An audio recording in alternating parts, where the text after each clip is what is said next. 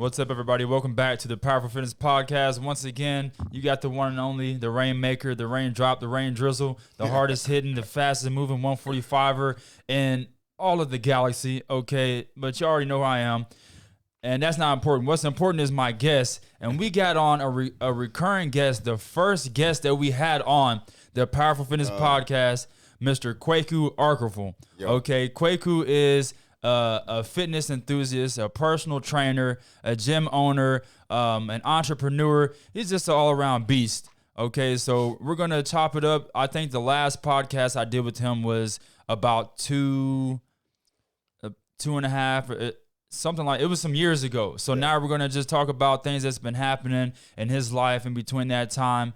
And of course, this video is brought to you by Duke Concrete Finishing.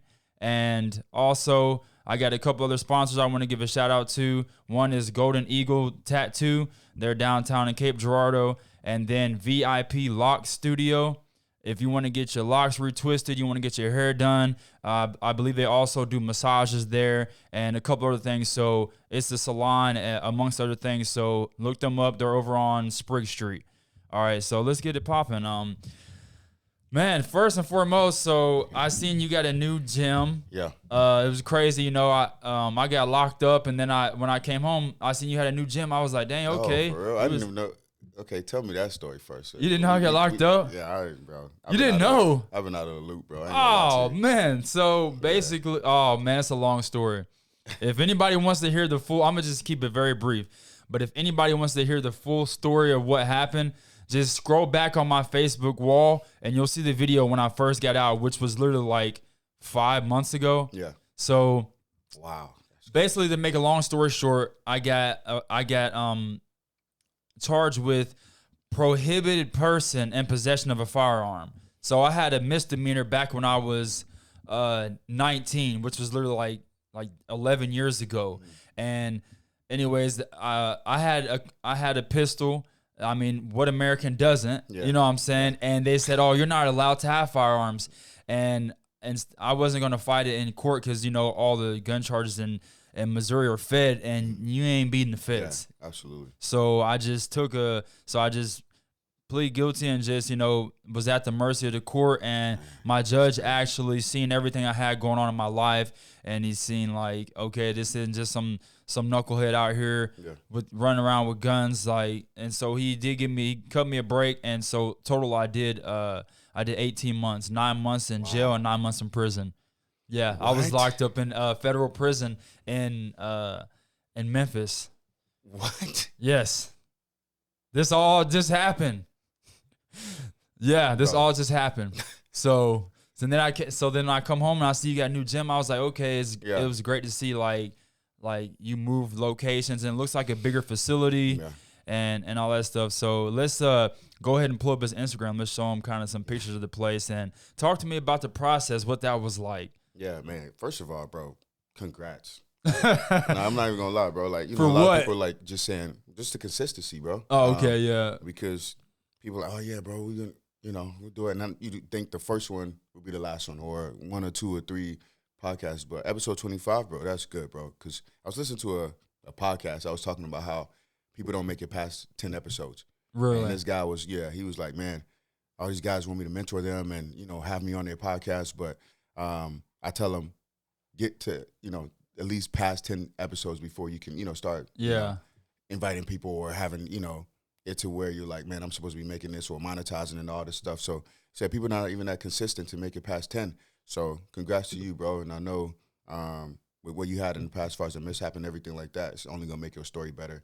And, you know, we keep this thing going. But, yeah, bro, like, man, first of all, y'all got things pulled up. Like, this is next level, bro. I like this. Like, this. I mean, you got the guy over here putting their work over here. Like, dang. And the whole time I was locked up, I'm like we were talking back and forth, like, man, we can't wait to get back to it. Yeah. And, yeah, it's consistency, bro. Nothing's going to stop me. Like all these, like all 3 of these belts I won within the year before I got locked up, and I knew, like, okay, I'm going to do this a little bit of time, but as soon as I get home, I'm right back to it. Yeah. Got my first W. Now I'm having my first pro fight this month, so I saw that. Yeah, for sure. consistency, man. Most of Yeah. these people can't even. It's a marathon, bro. Most people are gonna give up before the race is over with. Yeah, you have the energy, you have the mindset, bro. You're gonna be straight, bro. Yeah. But to answer your question, yeah, man, same aspect. Just trying to stay consistent, trying to keep things going. You saw the old gym as far as Be Chosen Academy. Yeah, I was on William Street, and then we had it to where. So you changed the name from Be Chosen Academy to Be Chosen Fitness. Yes, sir. Okay, Yeah. cool. So we combined with River City Fitness, which was Anytime Fitness on Kings Highway. Oh, really? Right across the street from Food Giant. Yeah. Right next to King Nails and everything like that. So, man, I was on my way out. I ain't gonna lie. I was about to sell my intellectual property and everything. Really? To Freedom Fitness and some other gyms. And I was just like, look, here's $60K. I'm about to sell out, go to Texas, do my thing, start back over. And, man, guy was just talking to me. He was like, man, go talk to these people first. So we had a meeting. It was a God thing. We came together, and now things are just rocking. So we're now on Kings Highway, 8,000 square feet. So we doubled our square footage. We even have outside sand volleyball. We have everything that's that's rocking. So it's more like an all-encompassing gym that we just created. It was just a class-based gym when we were, and then we'll train athletes and stuff like that at the other building. But now it's 24/7. So literally. Oh, really? Yeah, bro. Key fob. So you can go there 3 in the morning. 3 in the morning. Get your, okay. That's nice. I got to run tomorrow at 4 a.m., so pray for me because I got But, so 24/7 access, tanning, sauna, infrared sauna. We got it to where we're trying to build something dope here. So very grateful for it. We started that aspect. We came together December 23, and then it just built into 2024 as far as January. Momentum just started going. So we had 200 and something members, 270 members in December when we were starting in 2023. Transitioned to 2024, January, and now January 2025, going to February now, February 1st, 2025. Now we have 535 members. Dang. So, that's people that just come in and access and just making things happen. So we've definitely grown. Things are building, and we got some dope stuff on the horizon for real. So awesome. So what are you doing now? Like, what's your day-to-day as far as, like, what you do in the gym? Are you teaching classes still, doing private lessons, things like that, or? Yeah, so still hands-on, which I'm slowly, releasing myself from that aspect so that I can, bring other trainers in and try to empower some people. So we just brought in 6 new trainers along with the 5 that we had. So we're rocking now. So more, athletes to be able trainers to be able to train athletes. We have bodybuilding trainers. We have class trainers. We body boot camp, so just trying to build something where we bring different dynamic to the classes. So it's not just a Kweku and Kaya, of course, the homie show, so it's just like these people bringing in their personality, their classes, their energy, their mindset, and what can they do to build inside of what we're building already, and just moving like that. So, yeah. That's awesome. Yeah. So I seen you had like a boxing match not too long ago. Yeah, man. Talk me through that. What was that like? that was interesting, bro. I'm not even gonna lie to you, but I see the adrenaline and the high that you guys get from this. Yeah, man, bro. So this is very interesting. It was in Plano, Texas. Linked up with one of the guys there who's like a mentor now. He's a former UFC kickboxing, all of that stuff. Fighter. So I went to go and actually, this is a crazy story. I went to Texas and I linked up with some homies, and I had a friend who was like, man, can you train me? And I was like, what gym were we going to go to? And it ended up being her gym that she goes to. But I go to the gym and I'm like, yo, all of these, just like you have posters here and stuff, I don't see these posters on this guy, and he's with Freddie Roach. He's with Joe Rogan. He's with Dana White, and like just pictures. And then he has pictures of him kneeing fighters and like boxing. I'm like, and then I had some other homies that went, Cal Fitzgerald and stuff, Ron Coleman. Yeah. And then you're like, dang, this is this fighter. Oh, this is this fighter. But it had posters all around. And then you see him at the front desk. Yeah. Like, you don't usually see that. You feel me? Like, it's one of those things where you have it to where that, all those posters and stuff like, and the guy would probably be in Abu Dhabi or something, like that. But he was right there, grinding, working, training with people, doing kickboxing, jiu-jitsu, rolling with them, MMA and all of that stuff. So I was like, man, this dude is pretty interesting. Started following him, started following me, and then we just kept in contact when I came back to Cape. Well, he was putting on a smoker Yeah. And you're familiar with what a smoker is, Yeah. right? Yeah. So people who are not familiar, it's like smokers like events just to get people going and get them, It's as far as basically knowledge. like a fight Exhibition. with headgear. It's like Yeah, an exhibition exactly. or really like just intense sparring in a way. I mean, some of these guys are putting on smokers and it ain't really. But I guess a smoker is more so like they try to bring in a little crowd too and make it more like a fight, not like you're just training. So yeah, absolutely, that's a smoker. So unbeknownst to me, I'm thinking, oh yeah, bro, I'm just thinking like it's about to be a good time, blah blah. Well, we having weigh-ins. Yeah. And we having, so you finding all this stuff out when you get there. He said, oh, yeah, bro, tell me your weight, your size, and blah, blah. So we having weigh-ins, and I'm like, okay, bet. This is, like, legit. And you have a face-off where you take a picture and stuff like that. So I'm like, hey, so the nerves kicking in. I'm like, yo, bro, this is next level. So I'm grateful that Ron was fighting too, so Ron was able to be there and stuff like that. So it was like, man, he was talking me through all the nerves and all the stuff. Like, hey, bro, you're gonna go through this. Make sure you eat these carbs, because I wasn't eating, because I was like, dang, bro. I'm like, So the next day comes and we're fighting. Well, the previous day I found out that this was the next level aspect. Well, it was 20 fighters, right? Actually, no, sorry, it was more than that. It was 20 fights. So it was about 40 to 42 fighters. A couple guys dropped out, whatever. Yeah. Whatever. So I'm like, okay, bet, this is dope. The next day, bro, Willie, I'm looking at the chart as far as like when the fights are happening. Yeah. So, I'm seeing you guys a Cajun Honor and, doing things like that. I'm like, oh, yeah, these boys dope. I look up to these boys. Where I'm going down, I'm like, wait, hold on. You're the first fight. You're the first one. I was the last. Oh, the last? I was the main event. What? Bro, I was like, wait, hold on, what? Like, so this guy that they had was pretty legit as far as like this guy actually does this, bro. Like, I'm just over here, thinking I'm over here like Michael B. Jordan and Creed and stuff. This dude actually like fights. So I was like, oh man, bro, like, all right, let's make this thing happen. So it was an all around great experience. Got in there. After you get hit, it's just like, all right, bad. Because, it's supposed to be all fun and games, but he's like, oh, shoot, okay, yeah, this dude really. Yeah, once you get hit. He really trying to take my head off. You're gonna get focused. You're gonna get dialed in. Bro, now I know what y'all talking about. You can't hear nothing. It's just super locked in. It's you and this guy. And it was only 3 round, 2 minutes, right? But it felt like forever. And I thought I was in shape. After the fight, I'm like, golly. So ended up being a draw. Oh, nice. Yeah, bro. I literally gave him my best, bro. My jab, I don't like to brag, but it was on point.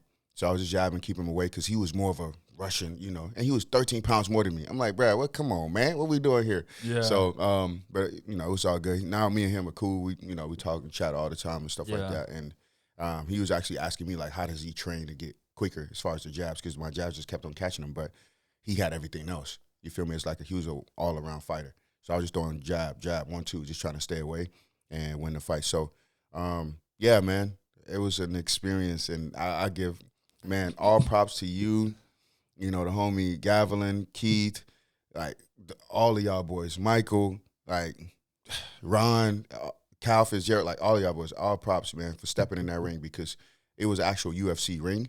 So getting in there for the first time. Oh, it was a cage, not a ring. Yeah, bro. Yeah, it was a cage. It was a cage. So I've never been in a cage before. So it was the first time for everything. I was actually, boxing ring with Danny and all that stuff. So I'm used to that aspect. But stepping in a cage and they lock that. Cage is different. Cage is different. They lock that behind you, bro. I'm like, yo, what? What's about to go down in here? So, yeah, man. Yeah, I think that everyone should have a smoker. Yeah, everyone should do that to see what, especially if you're an MMA spectator and you watch it, you're gonna respect the sport and have so much more admiration for the fighters when you go through it yourself and see. And I think it's good to go against someone that is better than you, also, not someone that's worse than you. Like, fight someone that's not someone that you can't beat, but someone that's like, it's going to be hard. Like, you had a draw, right? Yeah. Good fight for you. Obviously, a good matchup. Yeah. So, something like that. But, it's very intense. Yeah, we got fight of the night, and it was some pretty good fights. I guess you win the prize money. So, we got some pretty good, money to be able to get some gas money, get back. Man, out of all, I've had 26 amateur fights. You want to know how many of those I made money on? One. I got $250 on one of those fights, and that's just crazy. like travel money and stuff, because they're not allowed to pay amateur fighters. Got you. It's illegal. So they can't give us money. Only thing they can do is try to give us like gas money and food money. Yeah. You know, they put money in the pot at the end of towards the fight and stuff like that, and they said, man, fight it. You know, we were still around there like, yeah, man, you guys got it, split it. It was like 150 each, so it wasn't too bad. But yeah, man, that's crazy.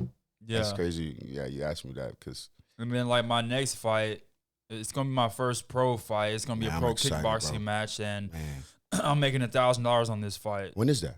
It's the 22nd, 3 weeks from now. Yeah. How you feeling? Shit, I'm ready. I'm ready to go. Man, it's to a point now. It's like I'm just ready to get it out the way so I can get to. Because I need some money. Yeah. So I'm all about like, okay, let me get this out the way.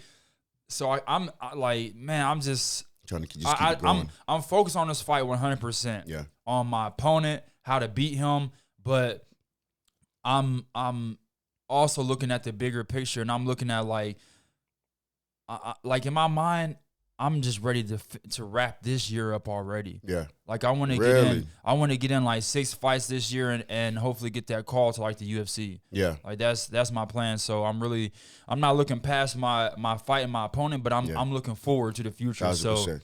So I'm just ready for this year, man. This is my year. Yeah, man. I love it, bro. I've been fighting now for 10 years. Yeah. And I've only had like I said, the 18-month break where I was locked up. Couldn't do nothing but exercise and then train, find people to beat up on, and in jail. Yeah, look, a couple of guys I'm training. That's not what I meant, Shanklin. Yeah, there's this one guy in there. His name's Shanklin. He'll probably watch this, but man, he was my best like training partner in there. That's what's up, like, bro. He didn't have any like formal training, but you could tell like he'd been training himself. Yeah, and so I would teach him stuff, and then we'd spar, and he'd try everything I was teaching him. So man, that really like made my last like few months in prison not as sucky. Bro, that's like a movie, bro. Like, but in the prison that I was at, when the yard was open, because they put us on lockdown, you know, quite often. But they had a track, they had stationary bikes, they had jump ropes. Oh yeah, so you were getting it in. I was getting it in. Yeah, I'm out. We had like a flag football league. I was out there crushing shit. Everyone on the sideline, champ.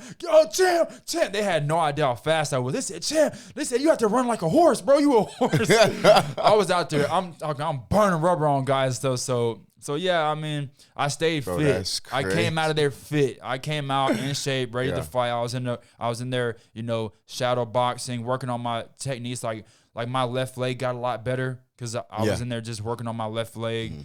Just stuff like that. So I stayed ready, and yeah, now it's time for me to just go in there and show like, I mean, people already know my skill, and I just get to go out there and show it. Man, there's something about stripping comfort from a man and having them figure out who they truly are. Yeah, you know, and that's what it feels like that happened to you. Like being able to have that time of solitude and just saying, "I bet."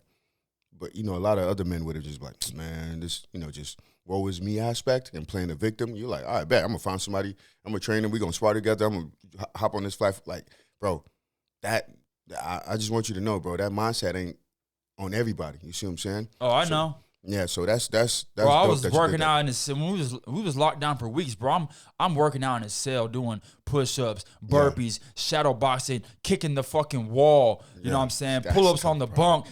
And they only let us out the shower every 3 days. Yeah. I'm taking bird baths in my sink because I got to train. I got to work out.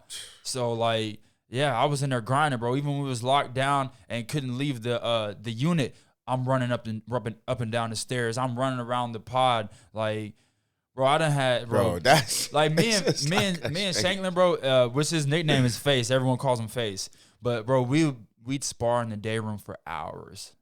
Like hours straight. Well, I wouldn't say hours. Well, total, we sparred for many, many hours. But every time we would spar, it'd be like an hour straight. That's crazy. People would just pull up chairs and watch us spar. Yes. No, no gloves, no, just all body size. Now, we're not punching each other in the face. We do slaps to the face and then punch to the body, but I'm talking we'd be trying to set each other down to the body. Like we would. So yeah, I mean, I stayed focused, bro. I stayed getting it in, and I kept my eye on the prize. I didn't get into any trouble while I was in there because that would have, messed up good time and stuff like that. But yeah, bro, it's an exciting time for me, and I'm really just ready to get in, bro. I love fighting, and you got to experience it. And so every time you fight, you get a little bit calmer. Yes, yeah. You can hear your cornermen more. You get more in tune, and then you can really go out there, and you're not just fighting off pure instinct. You know what I'm saying? You're moving, you're thinking, you're calculating. You're letting your body do what it needs to do right there in the moment without thinking, but you're also thinking and calculating as well. Yeah. And it just gets more and more fun every time. And like for me, it's not just about going out there and winning, it's about improving. Yeah. Like every time I fight, that's dope, bro. I immediately am thinking about what did I do wrong and what could I have done better. Mm-hmm. Like the night of the fight, I'm sitting there watching my film, like, or if I don't have the film right there because it's on the camera, I'm sitting there thinking like where did I go wrong? Even though I won, it's like what could I have done better? Yeah, and it becomes more about the actual growth as a martial artist. Yeah, like it really does. That's a great mindset, bro. Like for real, and that's when like you're doing what you should be doing. Yeah, because you can apply that to life. Like after the fight, if you're like, I'm glad that's over with. You know what I'm saying? Yeah. You just want to relax and like you probably shouldn't even be doing this. Yeah, for sure. You shouldn't be doing this. For sure. Like win, lose, or draw afterwards, you should be like thinking about what you did right, what you did wrong, what you're gonna be working on Monday when you get back to the gym. It's just like it's all about the growth and the experience. Mm-hmm. And man, it's one hell of an experience. Yeah, it is, bro. It's crazy. It really is. And then they made you the main event. How'd that feel? I ain't gonna lie, bro. I'll tell you this. I'll be very honest, bro. I was probably the most nerve-wracking. Terrified, bro. I was. Hey, so when you was warming up, how'd you feel like warming up in the back? Well, I mean, the thing is, like, it was different because it was no back. Like we were all out. So I saw him. You're watching him warm up. You're like, oh my God, he's cracking the pads. I'm like, oh, damn. You're like, oh. So I'm over here like, all right, bet I'm gonna take my shirt off. So I took my shirt off, and everybody like, oh yeah, let's watch him. So I'm over here going back and forth. So we set it up for sure to where it was like, yeah, this is about to be a good fight, and it ended up being a great fight, But yeah, man. I mean, you wear your jockstrap and stuff like that. I went to the bathroom like 17 times. Oh yeah, and then. Still like had a little drip coming out. I'm still nervous. So shout out to my jockstrap. That thing is in the garbage can in Plano, Texas. Because I was like, I don't think I can salvage these bad boys. Because man, I was. The thing about fighting, and it's like this for most fighters. Maybe not all of them, of course, but a lot of fighters like myself. When it's fight night, dude, I have to make a bowel movement probably at least 10 times before I fight because it's like my body knows. I need to be empty. Yeah. Like, bro, it's crazy how the body is, when your stomach is empty, you're gonna perform better. Yeah. That's like try to like eat a big meal and then go to the gym and see how you do on the treadmill. Right. You know what I'm saying? Doing cardio or something like you're about to throw up. Yeah, your body knows you're about to go through that, and that's what your mind is telling. Bro, it's crazy how the mind and the body works because that's exactly it's like. Now you got to get this out because you're about to get into a war. You feel me? Like so, I just kept on going to the bathroom. I only had a bathroom just one time, but. The pee just was nonstop. Yeah, like, and of course you got to stay hydrated. Yeah, exactly. Replenish it, but yeah, it was first and last main event, maybe I don't know, but stay tuned because talk to Danny. He's trying to do some smokers here, so we got some stuff that's linked up and trying to figure out what that looks like. So man, you definitely got to keep me in the loop with that. Oh, bro, I'd love to come. You're gonna be root people on and film. Bro, 1,000%. You bring the camera, do some stuff, interview people. Exactly. Before and after the fights and stuff like that. Let's make it like, our real, the zone or something like that here in Cape Girardeau, Missouri. some of my students. Yeah, I got some students that need to do some smokers. Yeah. So I think that would be good for this town because, to get, you know, that aspect, because there's different fighters and different pockets and stuff like that. So it's like, man, just come together. Let's make this thing happen. Let's not try to kill each other, but let's learn, like you said, from this opportunity, so that the guys that's actually doing this for real, they know and they can get into, guys who want to be excited about it. But it's good to have that, because, you know, you got fraternity members and SEMO who want to get into something like this, who want to fight. Yeah. You got guys just out here in the streets that ain't got, but it gives men something to look forward to. Right now, today's age, bro, men don't have nothing to look forward to. Men just wandering, bro. So this is something where, you know, like back in the day, Fight Club and all that stuff, the movies and everything that they had, like this give men like, all right, bet. You get something to train for, you know, you get something to work towards. You get to, you know, I don't know, man. I really like that, because it's good for the community also. 1,000%. You know, like it's really good for the community. It really is, like, and then, okay, for one, you do it on a Friday or Saturday, it's like we're doing something productive. Yeah. Where most people want to go out and drink and stuff like that. Like, nah, I'd rather be in the gym. Yeah. Like, it's Saturday night, we're doing this podcast, and then later on tonight, I'm going back to the dojo. I didn't train once today, then I'm going back. I'm going back to the gym too. Yeah. You know what I'm saying? So, like, doing something positive, and like, me personally, man, I cling to athletes because that's just the lifestyle that I live, and that's what I respect, and I feel like that's what people should be doing, is trying to better their body and their mind, and be a good example for everybody else. You know, I don't have nothing against, like, people that are, like, out of shape and obese and stuff, but it's like, come on, man, what you doing? What you doing? I know.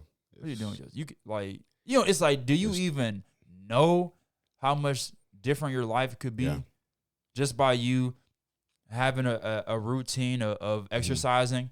I don't care if it's walking on a treadmill. It's the habits, man. Like, it's the habits, and being able to build those healthy habits, because we know we all have our vices, we all have but being able to have, you know, those healthy habits is everything, bro. And that's something I started implementing this year into my life. It's like, all right, bro, let's really lock in. Like, let's figure out what that looks like.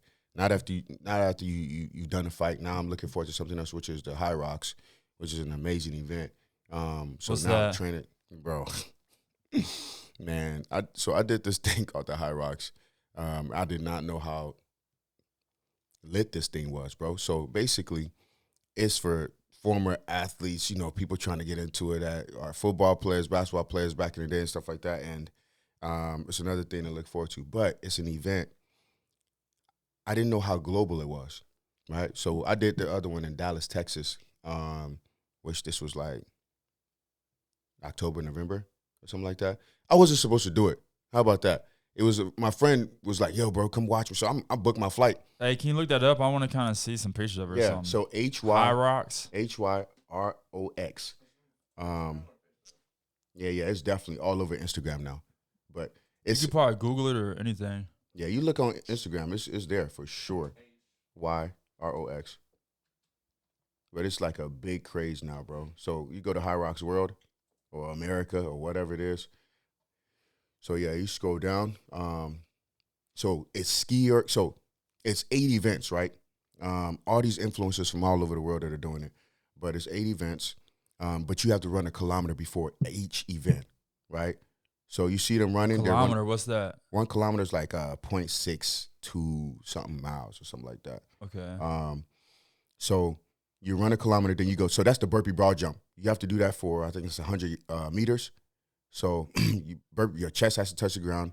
So you do that, and then that's one of them. You got sled pushes, sled pull, ski erg.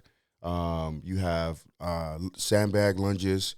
That's a sled push right there, bro. That thing's 300 something pounds you got to push, and then the pull it's like 200 something for the men, and then farmers carry. Then you run to the next event. 300 pounds. I don't even know if I could do that. I know, it's crazy, bro. See, bro, that's how I felt after. Damn. I was done.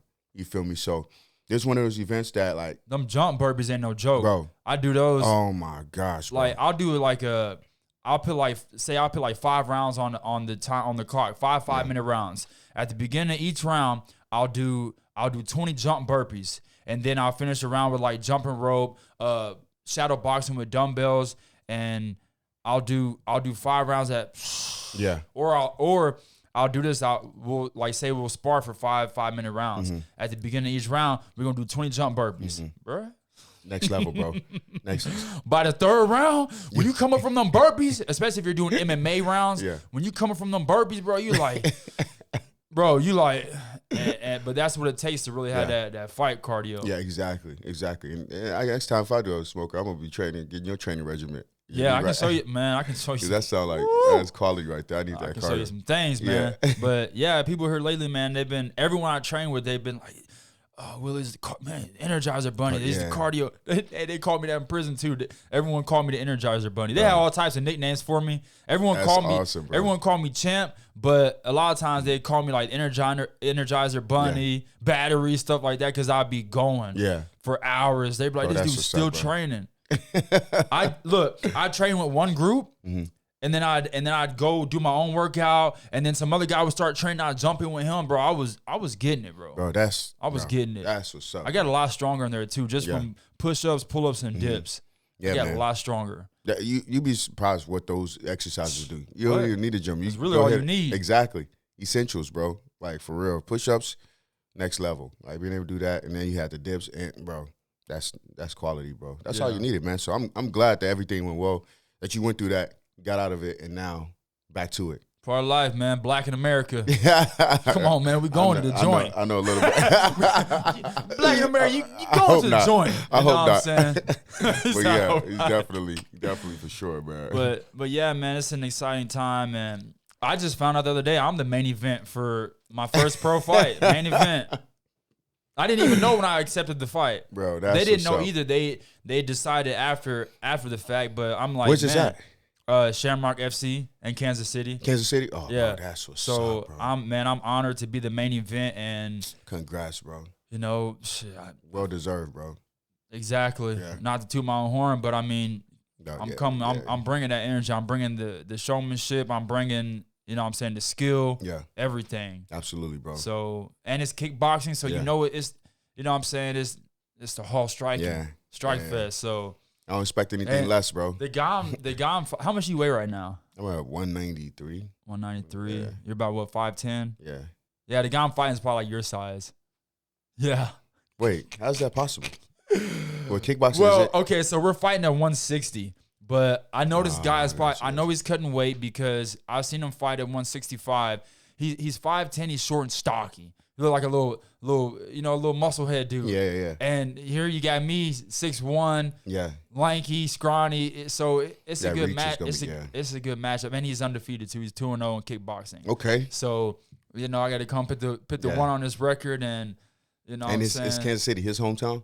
I wouldn't say home. I don't know if it's his hometown, but I know that's like they know him there. He's fought. Oh, I got you. Okay.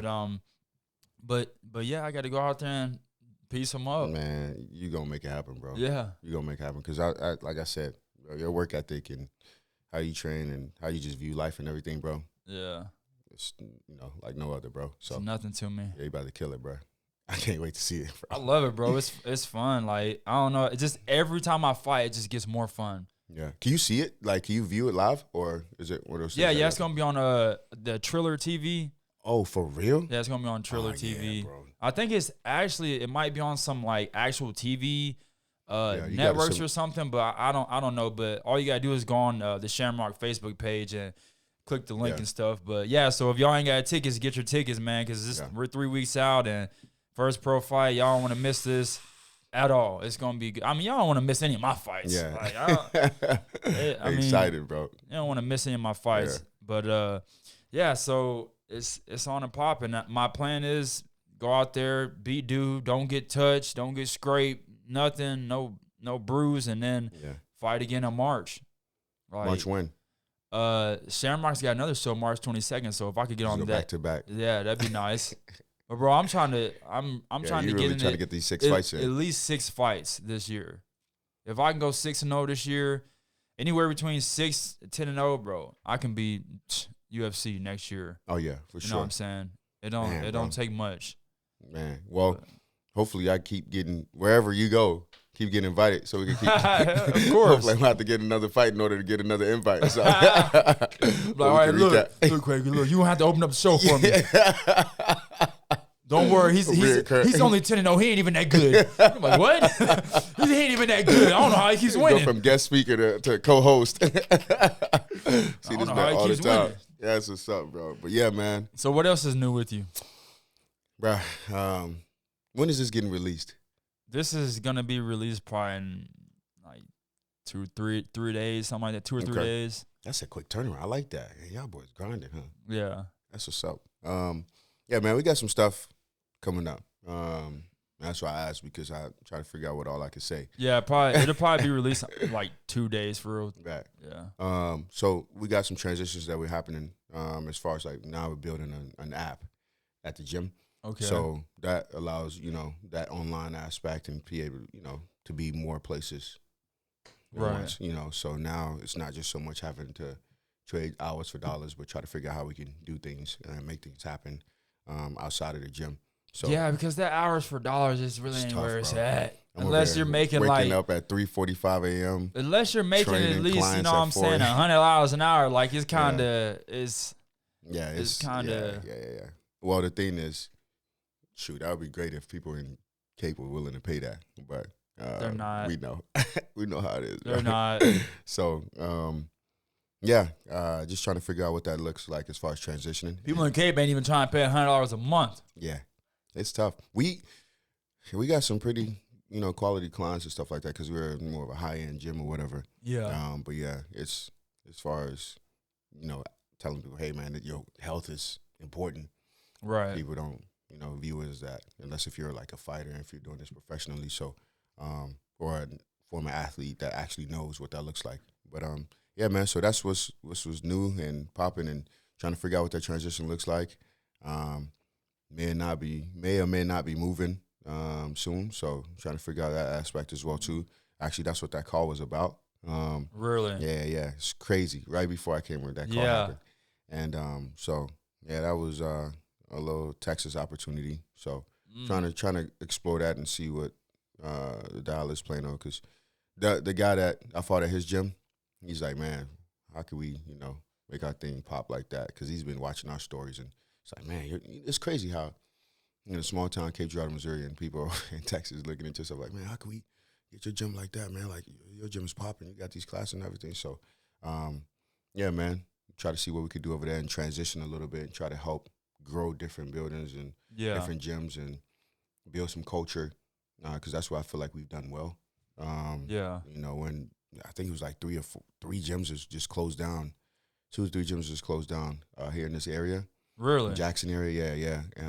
Dang. This year, just this month Yeah. of January. It's not easy, man. It's not. Like, me and Gavin just opened up the Flawless MMA Academy like congrats, bro. I heard 3 about months that. ago, and we've had people come out, but I mean, only a few are consistent. Bro. And you guys keep doing it, because that's how it was when I was starting too, bro. Yeah. I was like, bro, what is going on? But you keep doing it, you keep getting your name out there, keep posting, keep being consistent. Right. And people don't have a choice but to, come around. Like, it just takes people a while. Right. To be able to get to it. So, and then as far as the way I see it, I go out there and keep knocking people out, keep winning. People gonna know, yeah. in Cape, this is a guy to go to. Yep. 1,000%. And then, even when people do, like for me, I'm not the type of person to try to keep students away from other places. Because a lot of gym owners, they only want, as far as martial arts go, they want you to just train with them. Trust me, I know, bro. Everyone that comes to my gym, I tell them, look, you got Beach Chosen Academy, or Beach Chosen Fitness now. Yeah.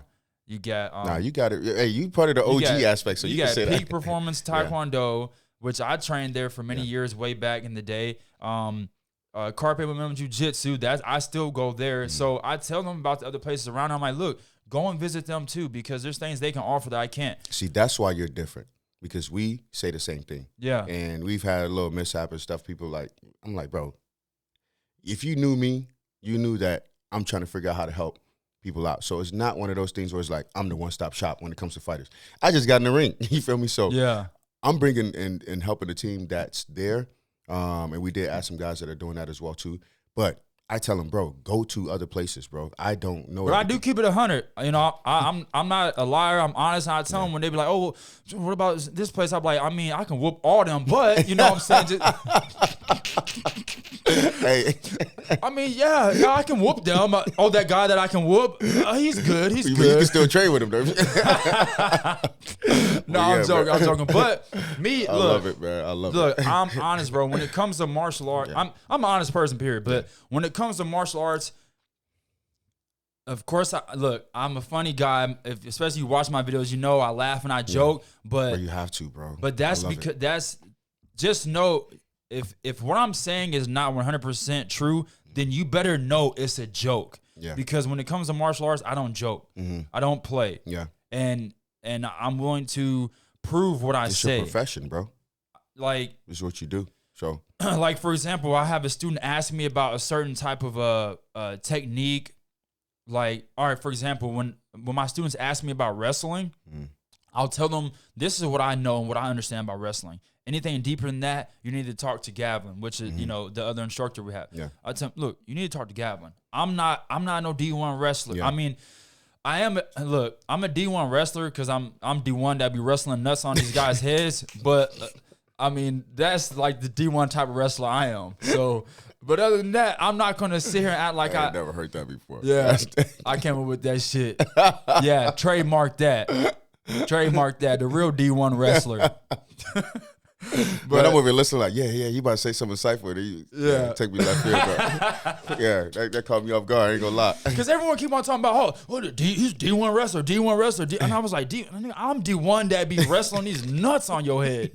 I'm D1 that be knocking you out. Like, I love it, bro. But yeah, so like I tell people, look, I'm not gonna.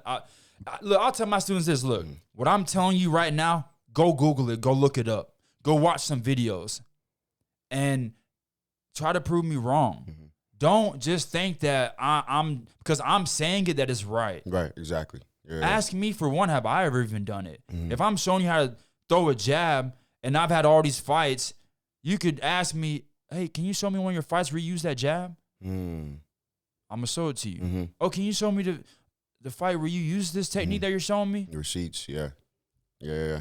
So, you know, like, and you want that. You don't want to just train somewhere where someone's saying something to you and it's just not even tested. Yeah. Tried and true. Like, it needs to be tested. And even if not by that instructor, like, if I'm teaching you something, I'm going to pull up, like, if I'm teaching you some boxing, I'll pull up some videos of Lomachenko and show you him doing it. Right. You know what I'm saying? Or Muhammad Ali. Yeah. You know, if I'm teaching you wrestling, then I'll pull up something like, as far as MMA, I'll pull up like John Jones, Daniel Cormier, show you some videos of them doing it. Islam Makhachev, you know what I'm saying? Habib. So you want to have people around you that are actually showing you, look, you need to have a deep understanding of this. Don't just listen to me. Yeah. You need to understand this. And it took me a while of doing martial arts to actually do my own self-study. Not just sitting, just watching fights, study. Yeah. Understand, like, where the root comes from. Yeah. Because if you're watching a boxer that's boxing right now, he didn't invent that. Right, exactly. So go back and look through the history of boxing, the history of judo, the history of taekwondo, the history of karate, and see, you know, what you're being taught is not BS. Yeah, 1,000%. Because there's a lot of that. Yeah. And then, like, when people call me and ask me about, like, how the classes are, like, oh, what days do y'all do striking? What days do you? I tell them, look, what do you want to learn? Yeah. Because if you come in and you just want to box and I got 3 other guys and they're MMA fighters, I'm not going to have you shooting doubles and going for judo trips and throws. And all. Look, I'm just going to have you doing boxing drills. And they're going to be doing the other stuff. Right. Or, you know what, since you're here, we're going to work on just boxing today. That's perfect. Because they need that anyways. Yeah. So not a one size fits all, yeah. Exactly. Yeah. And then there's different levels. So I might have you doing one simple drill and a person, like I might have you doing just the jab and the person next to you is doing a jab cross. Yeah. And then if you want to try it, okay, try it. Well, it looks like shit, feels like shit. All right, let's go back to the jab. Yeah. So, you know, when people come in, I try to get them to understand, like, I can teach you really how to fight. Yeah. And I'm going to make sure you learn. And there's going to be progress. We can record and a month from now, 2 months from now, 3, you're going to see small increments of progress. Yeah. And if you're not, then you should go somewhere else. Right. You know, but yeah, that's awesome, bro. That's just my style. Yeah. You know? And that's how it's going to keep growing because of that aspect. I love teaching too. It's really fun. And, you know, my goal is to get to the point to where I'm making so much money fighting and other things I got going on that are because of fighting, like, you know, sponsorships, brand deals, selling merch, stuff like that, to where I can just train people for free. Yeah. I'd love to have a huge facility where I can just train up-and-comers for free. You know, that'd be sweet because, you know, that's what a lot of people need. Yeah, like 1,000%, bro. You know how many times I couldn't pay dojo fees? You know what I'm saying? So I'd like to be that person too eventually, but just got to get there. Yeah. You know? You will, bro. Yeah. The passion, like I said, is just pours out of you. And people, like, I always remind myself of this quote. It's like, if you set yourself on fire, people will drive miles to watch you burn, right? So that's it. Because it's like, people like, dang, bro, he really just lit himself on fire. You feel me? Like, people want to see people that are that passionate to make things happen. So you have that fire, and people are going to start, you know, seeing it and being drawn to you. And that's just, so, man, just keep it going. Keep grinding. Tunnel vision. I try to cut out all the excess noise and stuff like that, because in a small town like this, people will say stuff like, "Oh yeah, this." I mean, I like noise. Yeah, I use that. Yeah, I use it too. I use that. I love that. I'm like, I put those blinders on, and I just cut it all out, because I know. Of course, you got to know how you work, stuff like that. So I'm like, all right, back, because I'm the type of person that like, dang, be caring about what people saying and things like, nah, forget that. This year we're gonna put these blinders on. I have all the motivation that I need. I was supposed to do some things that I didn't do before my mother passed away in 23, and now it's just kind of got my mindset is different. So it's just like, all right, bet, forget that. We're gonna make these things happen. So that's what I'm trying to bring all these things into fruition. And yeah, I just could care less for real. So yeah, man, it's getting real this year for sure. And I know you got your fights, and I got my internal fights and some other stuff that I'm going through. Dude, we all got internal fights. Yeah, bro. Every single day. At the end of the day, I just use everything for fuel. Yeah. Like everything. And it seems like, for real, the stuff that I don't know, for me it's like good things and bad things, it's like equal fuel. Really? Yeah. Bad things give me more fuel than the good. Man, good things give me that fuel too. Really? Like, man, like, that's what's up. If I get a comment on Facebook, someone's like, "Good, yeah, go, you got it, champ," that amps me up. And that's if I get a comment that's like, "You suck, you're gonna lose," like that, I don't know, they just both amp me up. That like, you suck definitely amps me up more. Like, yeah, it gets me in that blinders on, because I got a hit list. Sounds bad, but I'm not really trying to kill him. You know, but like, I got one too. With success, and like with kindness and stuff. Like, I'm like, all right, bet you set this in 09, January 17th. All right, bet, cool. Like, it's, So, you know, and it's just like just being an African and getting bullied all the time. And man, I wasn't always, you know, this big. It was something that motivated me. Like, I was a scrawny kid, bro, getting beat up in the south side of Chicago. So jump. Like, me and my brothers, you know, all of that stuff. So black eyes. So I'm like, all right, bet, I'm going to figure it out. And then I still remember the people that did it, you know, that was, you know, that lived, you know, close to me by my house. So I'll jog over there when I'm in Chicago with my shirt off and stuff like that. Just remember, you know, let them know who I am and what I've been through and stuff like that. But I'm still here, still grinding, still making things happen. But I remember those people. I remember them, you know, and I use that motivation. So, yeah, maybe I need to work on the good stuff, too, because it's not as healthy. I don't have that balance like you as far as using the good to motivate, but it's a lot more like I'm trying to put people down in the dirt, not literally. No, that's good, too. That's good, too. Figure, too. You know what I'm saying? I like that. That's I mean, I use that, too. Yeah. Like, that's literally all I think about all day. Everything is about fighting, and if it's something good going on, then it motivates me. And if it's something bad, it motivates me. Just everything. I just use it as fuel. But the bad stuff really, it's got that like that long lasting longevity to like me. that Batman type of like I'm vengeance. Yeah. Let's get that 1,000%. for real. 1,000%. And I use that for sure. Mm-hmm. I do believe you're right. It kind of does fuel you more. I didn't want to say it because it sounds so it sounds very Cliche. dark. Yeah. But I don't know. Good Yeah, things bro. kind of motivate me too. Like, That's good. If I see a good comment, I'm like, okay, that's. You know what that's what's motivates me the most?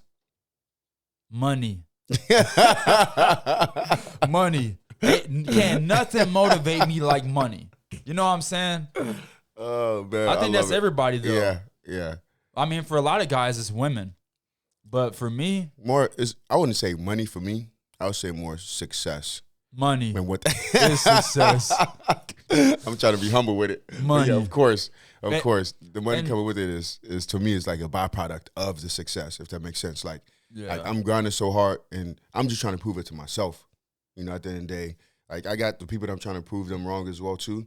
But to me, I'm like, let me show myself. Let me, be able to hold myself accountable in that mirror at 3:45 a.m. when I'm waking up. To be like, all right, bro, you did this. You got up because, you wanted to. You got up because you're trying to prove to yourself that you can make this thing happen. Forget what they talking about, And, yeah, man, and then with that, the money and everything else comes with it. Money. I think distraction is women. Because sure. the thing is, the money is all money is a tool. 1,000%. You know what I'm saying? So it's not the money, it's not the material part of money. Like, you're not gonna see me rolling around in my bed with, in stacks of hundreds. Like, Yeah, that's retarded. I'm gonna be sitting there thinking, what can I do with this? Yeah. So it's just like the things I can do with it. Yeah. And first I is love the that. essentials, getting the bills paid, Yeah. taking care of myself and my family, Yeah. and then 1,000%. who else I can help. Mm-hmm. You know what I'm saying? Just the things you can do with it, because I'm the type of person, like, I don't really care about stacking up money. I care about spending it. Yeah. Like that's why I'm getting it. We got to work on that. So I can spend it. We got to work on that. I don't know about that one. I'm the type we got of to person, invest like, in that thing. Yes, investing, Yeah. but that is spending. Okay. That's see what you're spending. saying. I'm not just gonna sit on it. Yeah. I'm just I gonna see what put you're it there, like, I see what you're because saying. Yeah, 1,000%. Yeah. when you do that, your money is actually shrinking. Yeah. And Because that's it's a something scarcity mindset. something I didn't understand when I was younger was inflation. People talking about inflation. I'm like, I didn't understand. So if you put up $100,000 in your underwear drawer or the bank, It's losing value. okay, Yeah. it's 10 years from now, what you could have bought, what you can buy with that money is not the same as what you could have bought with it. Mm-hmm. So your money is literally shrinking. Yeah. So I don't ever have the mindset, like, put money up. You got to have money put up for, like, emergencies. Mm-hmm. But other than that, you should be Making it work putting for you. it to is work. what- yeah, that's Right. exactly right. putting it to work. Right. I had a thought. Forgot. But alongside with money. Oh, yeah. So what I learned about money, because I was like always trying to chase it. And that's what I had to, just teach some of my mentees as well, too.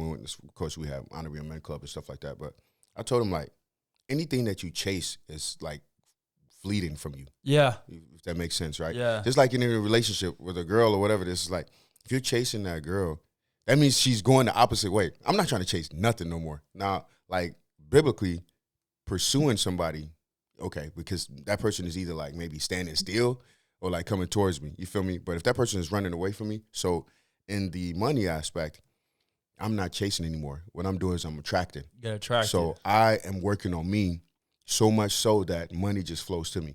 You see what I'm saying? So instead of me like, oh, man, I need 10 clients or whatever it is, I'm going to just put videos of me training, grinding, training the clients that I do have, making them the best, athletes or whatever it is.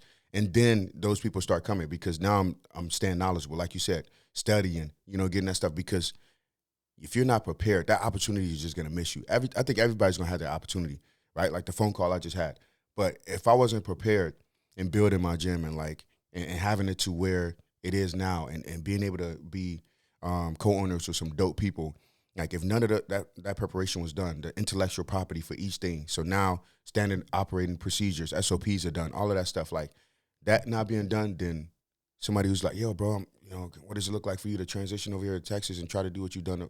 Then I wouldn't have that opportunity. So I think just working on yourself and making yourself so attractive, quote unquote, to the money, to the success, to the people that are killing it, then it's like, oh man, when you step into that opportunity comes, when you step in that ring, like you've prepared yourself so much for this fight. So now you walking in confidence like, yeah, I'm about to make this thing happen, right? But a lot of people in this world, bro, they don't prepare themselves for success. If that makes sense. So they're not even qualified to get in the ring. Right. You know, because I'm like, bro. And then when they do get in the ring, it's over because then you lost before you even got in. Yeah. You feel me? So it's like, work on yourself. Like you said, your health, obviously, right? Because we say health is wealth, but how many people I just came from Walmart and I saw, which I felt like this woman should be in jail, how her little, like it was a 4-year-old thing could barely turn his neck because of how big it was. Like I almost took a picture and I was like, nah, I ain't gonna do that. Because I was like, bro, this should be a crime for this woman to have her son looking like this at 4 years old. Yeah, that's like letting your kid do drugs. Bro, you feel me? So it's just one of those things that you just have to continue to keep working on yourself. Keep working on yourself, staying attractive in that aspect, and the success, the money, all that stuff is a byproduct. It's gonna find you. So whoever that helps, who's watching, but I think that's what's helped me, you know, in becoming the businessman that I am here in Cape Girardeau, Missouri, or whatever people think I'm successful at. I don't know. I still got a lot to go. Yeah, and the beauty of the era we're living in now is for a lot of businesses, you can post what you're doing online, and you have a lot of organic marketing. So, like you said, taking care of yourself, you're gonna attract the money. So, someone told me this saying: you take care of your garden, you're gonna attract bees.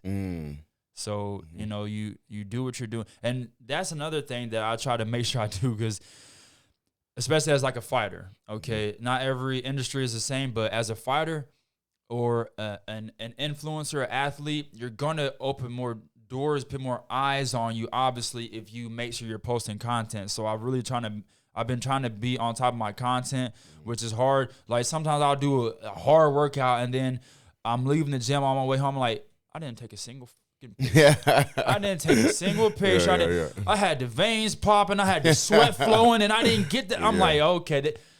And I mean, you gotta do that because you want to be steadily in front of people and keep that audience entertained and let people know the work you're putting in, because that's just part of it. We're in the influencer era. We're in the, everyone's doing their marketing online on social media now.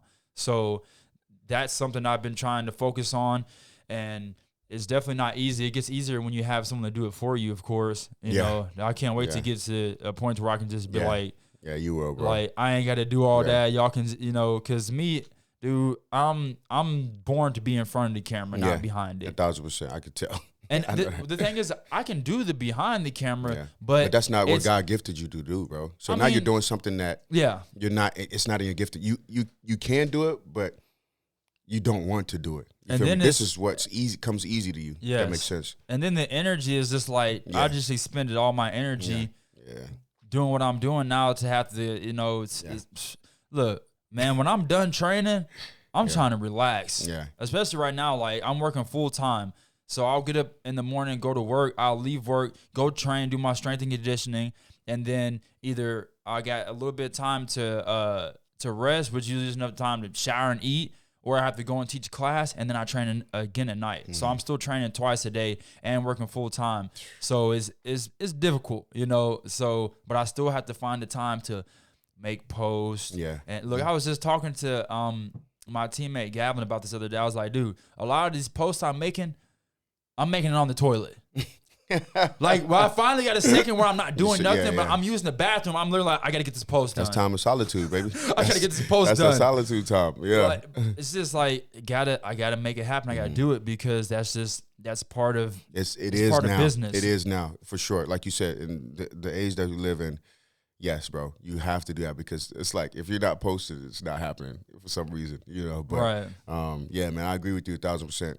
Like just having the gym and everything, you have to post. You have to continue, remind people what's going on, what's happening, where you came from, what you're doing now, because that gets you invited on podcasts, that gets you invited and then to even Texas. For my fights, the promotion is gonna promote the fights a little bit, but I'm gonna be more likely to sell tickets if I'm posting too. But if I'm not posting, I'm not letting people know, then it's like, Yeah, how many butts am I gonna put in that seat? bro. In the seats?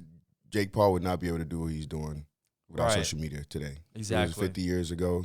People would be laughing at him. They'd be like, "Oh, this kid's stupid." Trying I'd to hop fight in the Jake ring. Paul tomorrow. Facts, bro. Tomorrow. So it's like tonight. They was like, we're gonna fly you out right now. You got to get right off the plane, get right in the ring. I'm 1,000%. Bet. Let's Yeah. do it. Yeah. How much am I getting paid? I'm sure it's gonna be enough. Oh yeah, 1,000%. I'm sure it's gonna be enough. So it's just one of those things that's like, yeah, man, we live in that day and age, so it's a part of the job. It's a part of it. So I wanted to ask you, so what type of workouts do you like to give to your MMA fighters? my MMA fighters, well, like right now, training Ron. It depends on what he's, as far as like what you know what? Let me be a little more specific. Yeah. Because there's different strokes for different. Y'all know folks. I'm selfish. I'm all about myself. So really, I just want to know from me. I don't care about I don't care about y'all other fighters. Y'all figure it out on your own. All right. Yeah. No, so like for me right now, what I want to do is, I just want to put on like 5 pounds of muscle, and I don't really know how to go about doing that. How's your nutrition, first of all? Yeah, let's start there. Like, how do I eat? Okay, Yeah. so that's my problem. A lot of times I skip meals or like. Yeah. But anyways, what I've mostly been eating is chicken, spinach. So let's take spinach out and let's replace spinach with kale. Kale. Okay. Okay. Avocado. I that's haven't good. been eating kale because it's just so much more chewy. Yeah, there's a lot more nutrition in spinach. Spinach and broccoli. If you could do without it, those greens, I would do it out. But asparagus, that's also a good green. Yeah, that's a good one. But I'll let you do your research on spinach and kale and broccoli. I just know that dark leafy greens are good for you, and for sure. Blueberries, get a whole bunch of berries in. Raspberries, blueberries, blackberries. Like, get those in. That's good for your brain as well too. And energy source, of course, beet juice or beets, really good source. I've been drinking that. Yeah, get your blood flowing. To me, that's my coffee / I don't drink any energy drinks, and I don't drink coffee. Neither do I. Yeah. It's all good, man. No judgment. You asked me something. I drink energy drinks every day. Yeah, so that's every day. To me, I like the caffeine. Yeah, I'm gonna send you a podcast on that I just was talking about. Stop eating this crap, and it talks about what it does to our bodies and stuff like that. But so getting to the putting on the 5 pounds, bro, it's easy. So your protein, right? You're supposed to be getting in grams what your body weight is, right? Okay. So if you're 180 pounds, you're supposed to be getting 200 grams of protein a day, right? In order for you to be building / maintaining what you have as far as, and your output is crazy. Yeah. So you should be putting, that or more every single day.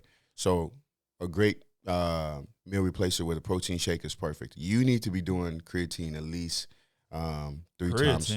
Yeah. See, I never had that before. Bro, another thing that's not talked about a lot, but it's also great for your brain. Like your body makes it, but not as much as far as you trying to take to the next level. So all creatine is water weight. Your brain is made up of a lot of water, right? So you're feeding that aspect, but you're also feeding your muscles after you get done training. So if I were you, man, I ASAP run the Stack supplements or wherever it is, not a plug, but hey, Stacked, we love y'all. But yeah, we need that sponsorship, Stack. You know what I'm saying? I'll come holler at y'all. Yeah. Well, we got 10% off at Stacked for Be Chosen Academy. So Be Chosen Fitness. So you let me know when you're going in there. I need 100% off. All I need is the man said all I need is creatine. He's a fighter. So come on, man. Let's get him hooked up, Stacked. So protein, creatine, bro. You get those two things, or those are essentials, especially for you. But you'll start seeing even your power from the creatine that you're taking, right? So we give that to our athletes, creatine, because it's water weight, but it gives you it lubes your joints, your like ligaments and all of that stuff. It helps with all of that aspect, and it gets your muscle flowing to where you have now, because you have to drink some water. You're gonna have to drink a gallon of water if you're on that creatine, because it's gonna be water weight. But your power, as far as like people's bench presses has gone up. People's 40-yard dashes have gone down in numbers. Squats have gone up. So it gives you that power. It's one of those things that's an underrated supplement. Okay. So start taking creatine as soon as possible. I don't know your fighting regimen, if you can do all that stuff. Just, of course, do your research before you do any of this stuff. But that's what I would recommend to start. Because a lot of people are like, man, what exercises? You're doing it already, bro. But what you need is you need that recovery aspect. Sometimes, man, sometimes the meal for me is like 6 granola bars. Yeah. And so you got to look at yourself like you are in the UFC already. Yeah. Does that make sense? I know you're trying to grind to it, but if this is your profession, I need you to look at yourself as, all right, I'm Conor McGregor, or I'm John Bones Jones. Like I'm these guys already. So what are they doing, to replenish and put themselves? Do you know if you can buy creatine with food stamps? You let me know when that's possible. you let us know if that's possible. I'm sure. Y'all BSing with this. Look, come on now, food stamps. That's bread now. I don't know about that one, but you let me know. Anything is possible, right? I don't know. I know in Chicago you can buy cigarettes with food stamps. Yeah, we're not gonna talk about Illinois. We're gonna stay away from Illinois, bro. Oh man. But yeah, man. So those are the essentials, and then of course, just a lot of fighters may neglect the bench press and the squat and the deadlift. I just started doing that. Yeah, the deadlift. I wasn't lifting no weights. Yeah, I just started. Bro, that's fuel. That helps your body and your muscles as far as like being able to punch harder. So instead of you working harder to try to knock that person out, it just comes with flow when your hips turn so smoothly because, man, I've been working on deadlifts. So I've been building my legs, but that's what those guys do, man. Your power comes from your legs. You're striking, you're kicking, you're doing all these things. So don't neglect. Yeah, I wouldn't I see all these muscle heads at the gym. I'm just like, look at these guys. I can whoop all them. Yeah. So I was kind of just like, I don't need weights. Like, I can whoop you already, but I'm thinking, you know what? If I did get stronger, then it just put a little more oomph behind my 1,000%. shots.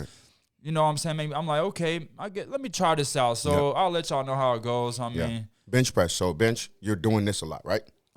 Get this out. So you're benching. So anytime you want to, this is a tip for everybody, but anytime you want to get stronger, the barbell is your best friend, right? Then you can go down to the dumbbells. Dumbbells also add that power and stuff like that too. So it's great to do that in dynamics. But the barbell, anything with the barbell. So if it's power cleaning, if it's deadlifting, if it's squatting, if it's benching, if it's overhead press, with that barbell, you will get stronger, right? And you will put on size and mass with that barbell. So then you go from this aspect with the bench press, putting that, and then right when you get done with the bench press, pick up those dumbbells and now do singles. You feel me? While you still have it up here. So you got 12 now, but you're on the bench. You see what I'm saying? So, and you can even do it on the Bosu bar as far as the dumbbells too, so it can help with the balance in the core. But that's what we do with our fighters. So as soon as Ron or whoever it is will get bench, boom, boom, boom, boom, get done, rack it, and then go straight to that Bosu ball. And now we're doing single arm dumbbell press because that's what you guys are doing in fighters. So being able to have that motion and being able to have that power behind it, next level. Yeah, because I wanted to get stronger, get more power. But see, the reason why I never really did want to lift weights because there was always this this thought that dexterity it's gonna slow you down because it's not fast twitch. So everything I do is fast twitch, like everything I do. Yeah. Like guess what? Make lifting fast twitch. That's all you have to do. So now you're adding weight to it, but now it's quick. So we're not training people to be bodybuilders. Just don't lift heavy. Yeah. Like super heavy. Put 10 pounds on the other side of the dumbbell. The barbell, and just rep that thing out. You feel me? So it doesn't have to be heavy, but resistance training is what is gonna get you that. See, I do a lot of shadow boxing with dumbbells. Mm-hmm. Oh yeah, perfect. Yeah. That's great. Yeah, because you're already doing that. So, yeah. What weight? Shit. Fives? One pound. Yeah, we gotta do more than one. Look, I'll do anything from 1 to 5 pounds. Perfect. Yeah. Perfect. Yeah. Sometimes I'll start off at 1s and make my way up to 5. Sometimes I'll start with 5s, make my way down to 1s. That's perfect. I love that. So anything with, and then people are like, man, bro, how do you build your 6-pack abs and stuff like that? It's like, yeah, you want to train core with just crunches and stuff was great, but anything you want to build with muscle has to do with resistance, right? Yeah. So add a dumbbell to crunches or your toe touches or resistance bands too. Yeah, resistance bands, all that stuff. So that's what's gonna get you, to that level. But Okay, yeah, man. Hopefully I helped out. But Yeah, you you need to did. get some The protein and creatine creatine, yeah. ASAP. Yeah. You need to run to the store and get that, bro. I use and that's what they probably recommend is Muscle Force, and then you got First Form. Those are the two best as far as the creatine. But you got to get that in you, bro, because you're gonna see just a difference. Like, oh shoot, like Okay. Yeah. Interesting. last month I was punching like this. This month I ain't even tired. Like I'm over here hitting the bag harder. Dang. Yeah, I've been lacking, huh? man. Hey, Oh, see, I had heard some bad stuff about creatine years and years and years ago, and that's why I just never fooled with it. yeah, me too. So I played football at SEMO, and I was like, no, I ain't taking this stuff. I wish y'all would have taken it when I was like, wait, what? We had this access, and I was over here being prideful about it. I was barely taking protein because I was like, nah, bro, I'm African. God gifted me with genetics. And I'm over here catching cramps, dying out, like over here, everybody else moving faster, bigger. Like, it got linemen running faster than me. I'm like, yo, these boys, you go play the D1 schools, and they like, yeah, these boys, they getting that knowledge, and they putting that stuff in front of them. That's why Alabama is Alabama. As soon as they get done lifting, they got a whole recovery station. You feel me? And I didn't know that because in high school, I'm like, oh, yeah, we all lifting, and they tell you to take protein, they tell you to do that. But when I went to Murray State, as soon as we got done lifting, all right, here's your chocolate shake. All right, here's this. Here's that. You take this. And it's a whole regimen. I'm like, oh, this is next level. So you know more, you do more. But, yeah. Okay. So do you have any you got any wrestlers over there that come and train there? Yeah. Ron.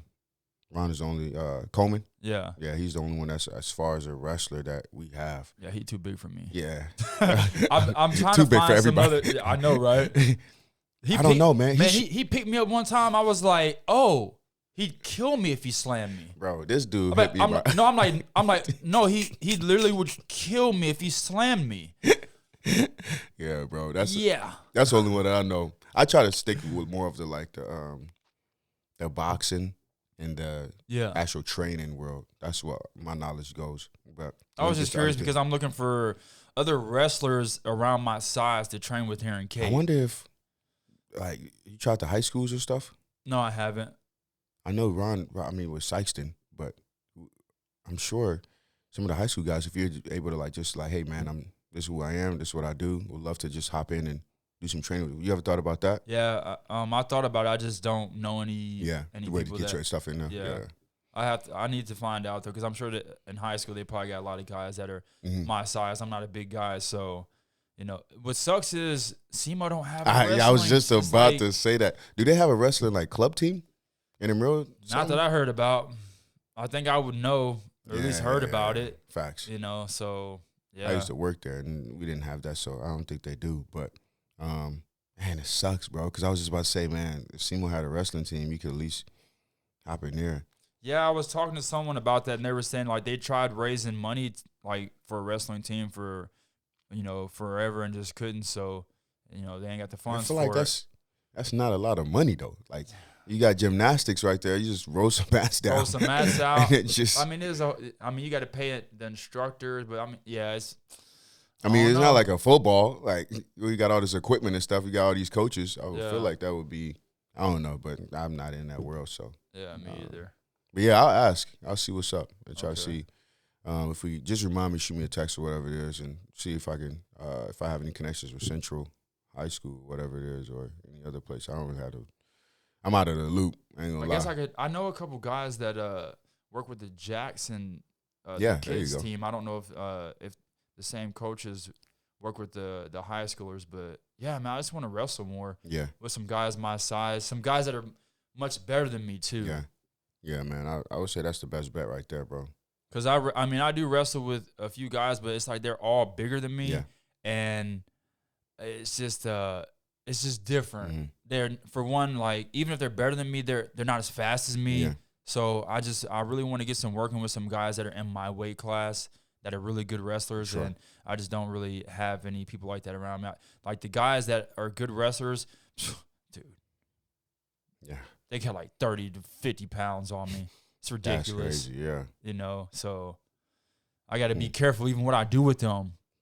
Yeah. Like I take a shot and a bad shot, they sprawl, they mess around and break my neck. Yeah. that injuries For definitely real. happen. Yeah, big time. Yeah. So and like when I get close, like about 2 weeks out to a fight, the guys that are like 190 plus, I'm not grappling with them guys. You know, if I do, I'll tell my, hey, look, Take it easy. I like, got a dude, fight coming up. take it don't land on me hard, Yeah. don't, because dude, it's just. But there's so much pride in that too. Like, yeah, I'm about to beat this dude first. Well, You and then gotta it's be- just I mean, come on, man, we love this, and we start off slow, and then Yep. and then also it's not just that, it's just accidents, and then like it's just the sheer weight, like he can if slip. you got a 50-pound dumbbell and a 10-pound dumbbell, and you drop one on each foot, that 50-pound dumbbell is not like I got to get this toe. No, it's just more It's a 50 weight. pound dumbbell. It's a 50-pound dumbbell. That's So, a good illustration. Yeah, so it's just the sheer weight, and Yeah. you know, injuries are going to happen. We're like always injured, but so we can at least try to avoid those unnecessary injuries. For sure. Like even something like your back. Like right now, my back is hurting so bad. You've done acupuncture? No, I did some cupping earlier. Yeah. I'll You give you talking about this. the needles? Yeah, I'll give you this guy's number. There's It's someone legit. around here? Bro, so $120 a month, unlimited. No. Yes. Paul knew. Yep. I'll give Dude, you. I didn't even know anyone around here did that. Yes, acupuncture. He also does cupping. He does other stuff as well too, but unlimited, $120 a month. It's next level. And then also we have our reflexologist that I go to, Scott Hubbard. And I love reflexology because he starts with your feet and he goes up. So I think I recommend that to all fighters. I know Ron was like, yeah, bro, I'm good on that because he went one time and dude, like, he'll make you cry, bro. For like, real? Bro, he starts with your feet. He's bottom of your feet just grinding. He's like, oh, and he could tell, oh, man, your third toe is showing me that your knee is tight on your right side. And I'm like, how the f- He did you starts know rubbing me. that? It's like, yeah, you had a nightmare the other night about it. It's like you had a nightmare on Thursday about this. You're like, what the? This dude's a mind reader. Yo, bro, like Because it's crazy. the feet tell a lot. I did not know that. Yeah. So he'll have something on his wall that tells you where each big toe does and all that stuff. And it really is. He'll be rubbing it. I'm like, dang, why is my brain hurting? You know, it's just like it really connects from your feet. It's your foundation, you know, to the rest of your body, you know. So the most that's hitting the connections on the ground, that's making that connection are your feet. So, and that's the thing, man. We're not connected, bro. That's why I love grounding. I just take my shoes and socks off and just go out in the grass and just get reconnected. It's literally like you plugging in a charger for your phone. Like that's the electromagnetic aspect that we get from the ground, because that's where we came from. We get it from the ground to be able to reconnect you and be able to get you, you know, so people that are stressed out, depressed, anxiety, all that stuff, I'm like, bro, just go step in the grass, you know, just go touch some green, you know, not that green, but some green. The natural you heard green. it from Kweku. We got to edit that out. Hey, you heard that. So yeah, man. You know, some people they take a metal wire and run it from their bed to the ground. Yeah. I heard about that. Heard about that. That's next level. Or you could just buy the one from Amazon that already has it in there, and it grounds you as well too. Oh, so, for real? Yeah. Okay. Yeah, but man, we dropping some pointers, bro. I hope we'll see. We'll see the ones that actually listen all the way through. They get all these tips and pointers. You know, 'cause it's mean, shit, I got loads of them. Yeah, it's conducive for life. I got loads of them, and a lot of things, like a lot of this stuff, we just need to be reminded. Yeah, facts of the importance, 100%.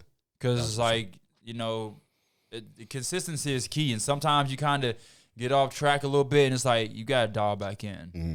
You know, you gotta dial back in, Mm-hmm. and so like one of the biggest pointers I give people are ice baths. Yeah, I'm African, bro. Man, I ain't gonna lie.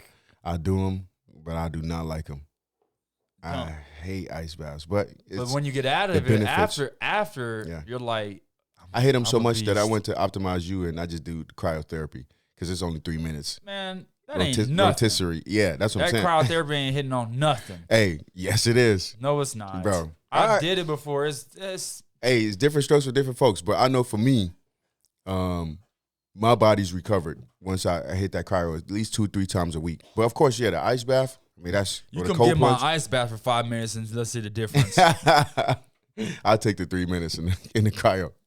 But yeah, man. I feel like that crowd just don't hit deep Yeah. in them bones. Well, if you're used to ice baths, then yeah, you're on different levels. Like a real ice bath, like I talking know. Trust me. 32 to 40 degrees, like from head to toe, Nah, like from that ain't the me. bottom to the top. Not like, oh, we got cold water and threw a few buckets of ice. And I'm Yeah. talking like it's cold all the Yeah. way to the bottom. Anything under 40 degrees, you sit in that mug for 5 minutes up to the neck.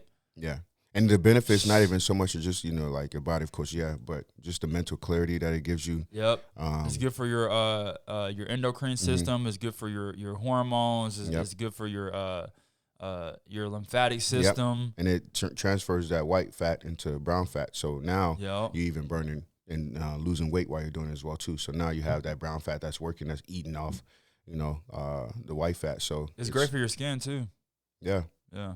Skin, hair, nails, all that stuff. A lot of people when they wake up in the morning, they'll get a little bucket with cold water and put their face in it to tighten their face up. Yeah, I've been seeing that. You been doing that? You do that? You just do the cold plunge. I don't care about how my face looks. I'm gonna get old eventually anyway. It's gonna look like crap here in a few years. So plus I'm a fighter. It's like, I mean, I'm handsome enough as it is, and everyone declines. So it's like I don't. Yeah, I've been seeing that though. It's a big trend on social media. I try not to care too much about how I look because if I do, it's not gonna make me that it's gonna make me less of a fighter.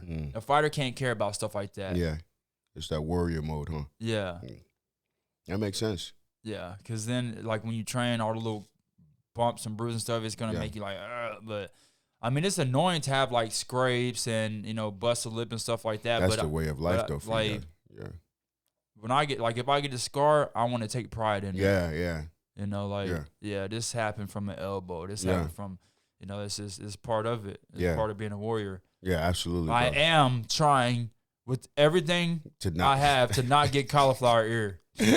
Like this left ear it wants to blow up so bad, but I just wear my headgear and I'll be like it'll kind of shift while I'm rolling. I'll stop and like be shifting back. Someone be choking me. I'm trying to fix my headgear so my ears don't get jacked up. Meanwhile, I'm about to get choked to sleep. But right, I'm worried about that left ear. As long as I wake up and my ear ain't blown up and full of blood. Yeah, that's funny, bro. And I heard it's really painful too. Yeah. But I'm not trying to look like Dustin Poirier. Yeah, that's next level, bro. That is next level. I don't know how them boys even hear out of that. Man. That's crazy. They say you can get surgery to get it fixed, but I just ain't trying to go through all that. Yeah, that's money right there, too. Yeah. So it's just, big time, bro. But, yeah, I'm not trying to get that. Some fighters want it. Yeah, it's like. Ronald Coleman told me that he like used to have his teammates smashing against it trying to get his cauliflower ear, but he couldn't get it. I'm For like, real? lucky. I didn't hear that story. Yeah, he told me that. Huh. Some people want it. I'm good. I'm good.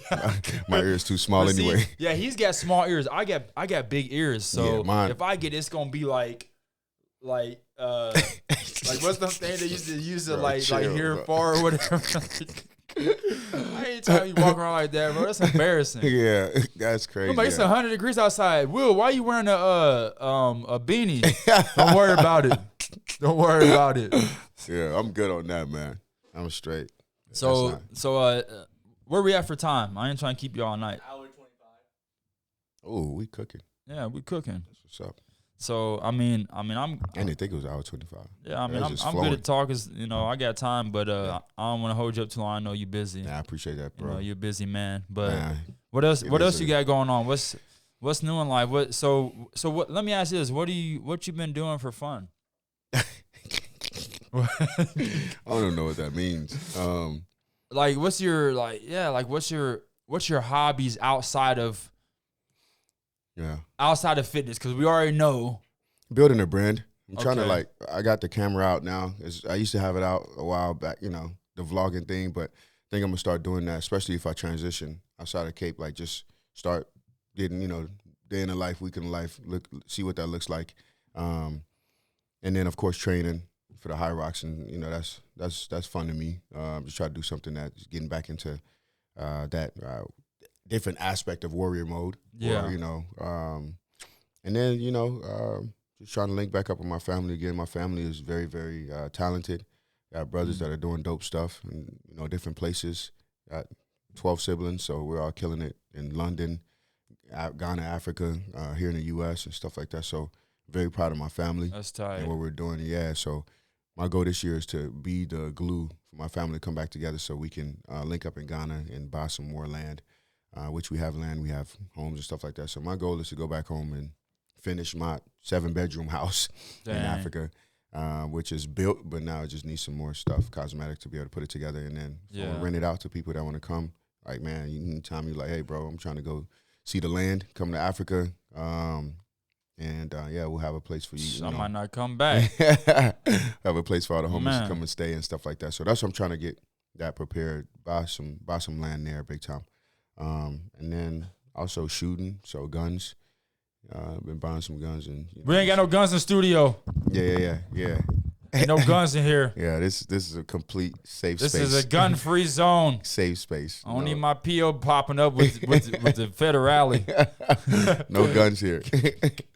But yeah, just trying to get on CCW, carry concealed, certified and all that stuff. So trying to be legit out here. But I like doing stuff like that, like even just like horseback riding. I've been doing that a lot lately as well too. Yeah, so now that's fun. Yeah, riding horses. Mm-hmm. They scary though.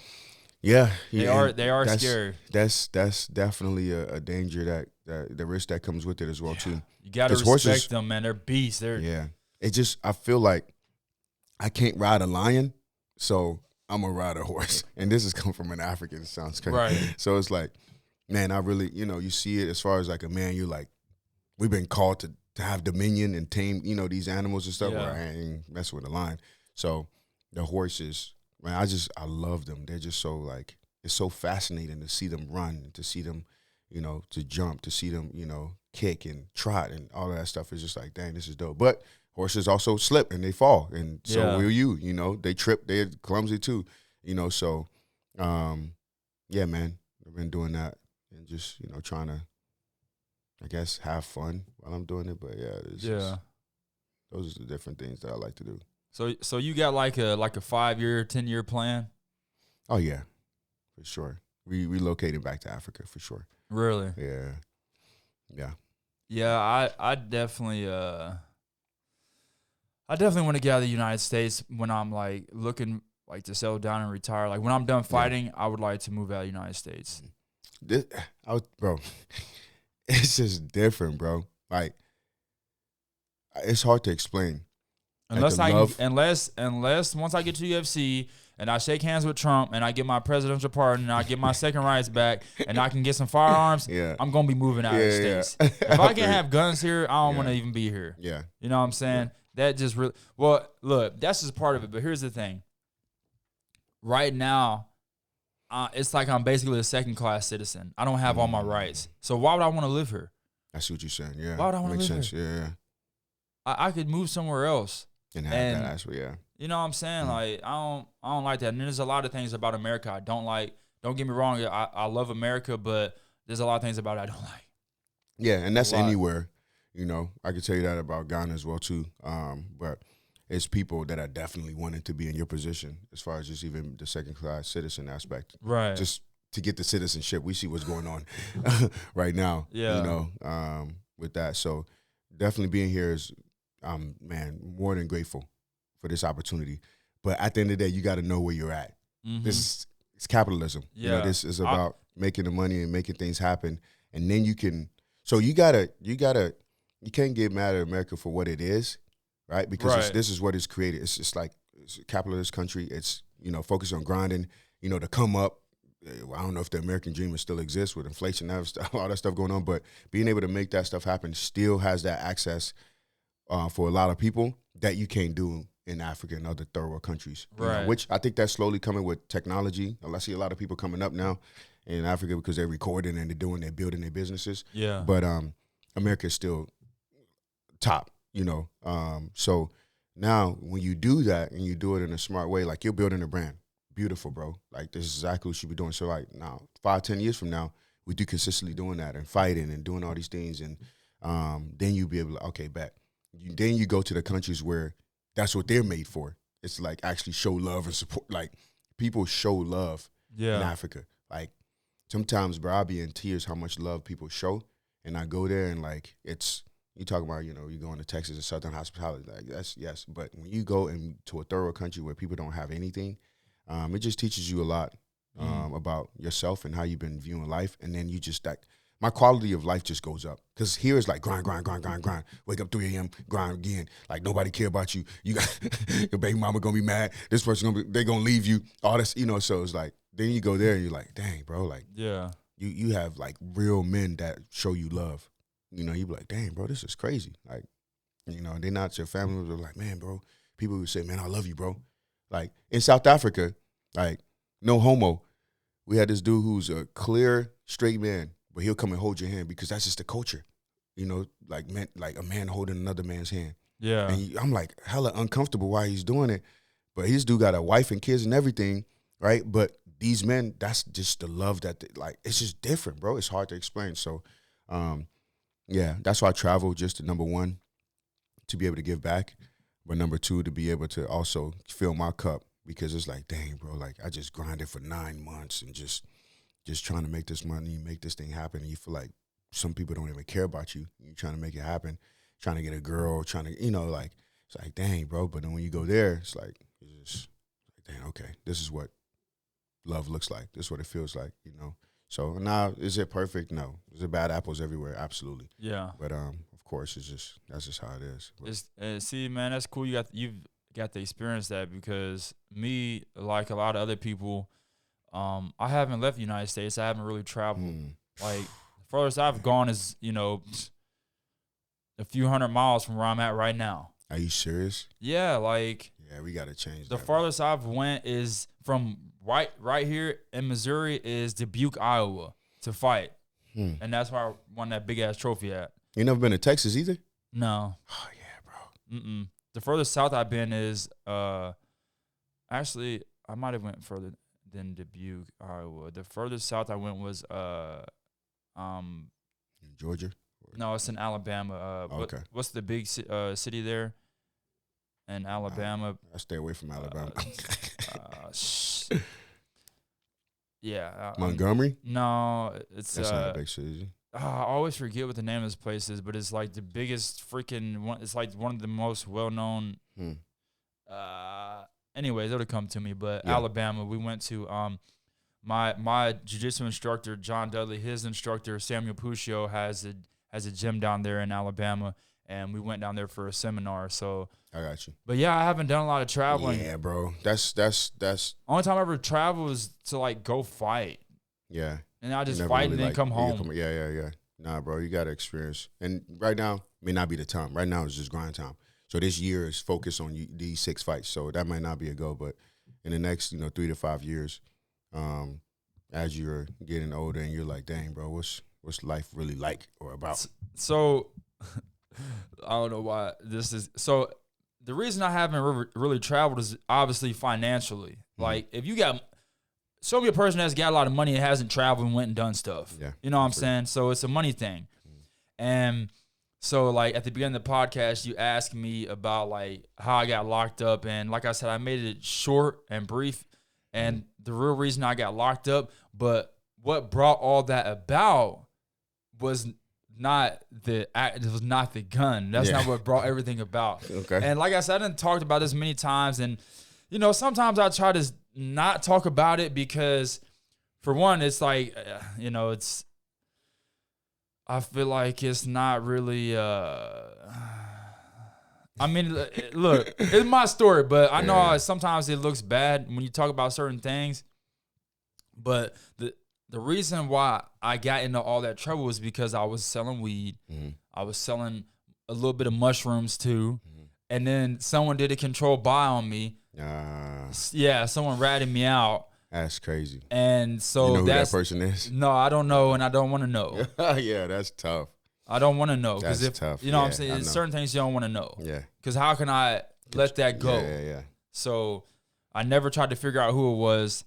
And I do. I know it wasn't anybody close to me because, like I said, I was selling a lot of weed, you know, which weed's legal here in Missouri now. You know what I'm It's saying? crazy. That's what I'm saying. It's like people going to Like jail when they still. when they People busted still going when to jail they for that. when they came and raided my house, it's That's like crazy. yeah, they raided my house, and I'm like, For weed. no, for mushrooms, not even for the weed. Okay, I got you. When he handed me this search warrant, I'm like, y'all here for mushrooms? Yeah. He's like, yeah. he's like, yeah. Unfortunately, we are. I'm just like, don't y'all ain't people dying from fentanyl out here? Yeah. Why are y'all messing with me, man? That's crazy. I'm just trying to sell a little weed and pay my bills. And anyways, so that's how they got their foot in the doors, the mushrooms. And I feel like in reality, the thing is they do what they can to get their foot in the door places to see if what's really going on. And get some more stuff. Right, which is why when they raided my house, they took my weed, took my mushrooms, and they're like, "Oh, you have this firearm." You're like, "You're not a felon, right?" I said, "No." They're like, "Oh, well, we have to take this because it was in the safe with the weed." I'm like, "All right, whatever. Am I going to get it back?" He's like, "Oh, you have to talk to them about that once it's and this and that." And then they just took my stuff and they left. And I'm sitting there, I'm like, since when do they raid houses and not arrest you? Yeah. That just goes to show you how petty it is. Like, you gonna raid my house and not even take me to jail? Obviously, it's not a big deal. Why y'all messing with me? Yeah. And then 2 months later, they come banging on my door, the U.S. Marshals. They take me to the federal courthouse. Oh, yeah. Oh, yeah. Guns drawn. Like, what? So they take me there, and then they gave me the papers. My indictment was possession of a firearm after being convicted of a misdemeanor domestic assault. Like I said, I had a misdemeanor domestic assault back from when I was 19. Oh, I got you. And so that's what all this 19. That's what all this came from. They didn't get expunged. No, you can't get those expunged. For real? It's just a bunch of. I don't even know about the legal aspect. So if I didn't have that gun, I never would have ended up getting locked up. I probably would have just got like a fine or something, or maybe probation or something. So if the gun wasn't in the safe with the weed, or wherever it was at, if it wasn't there, right, then you'd have been good. Would have been fine. But did they just come straight in, or did they ask to? I opened the door. I mean, they had a warrant. They could have kicked the door in if they wanted. Yeah, I wonder if you had some time to. But it is what it is. It is what it is. I didn't know, you know. And then if I did, it's like, this is America. How you gonna tell a person they can't have a firearm? Yeah, that's my second right. In Missouri, not everybody. This is like I'm an American. Yeah. So, but anyways, that's how it all happened. You know what I'm saying? That's what it all came from. Like they say, everything happens for a reason, whatever. And so, you know, you ain't believing that. You ain't trying to believe that, dude. I got the videos of them raiding my house and everything. I'm talking yard full of officers strapped, ARs and shit. I'm standing there with a blanket over myself. I just dropped my kids off at school, and I'm just like, why y'all bother me, man? Why y'all go do something? Like, dude. Yeah, that's crazy, bro. Like, man.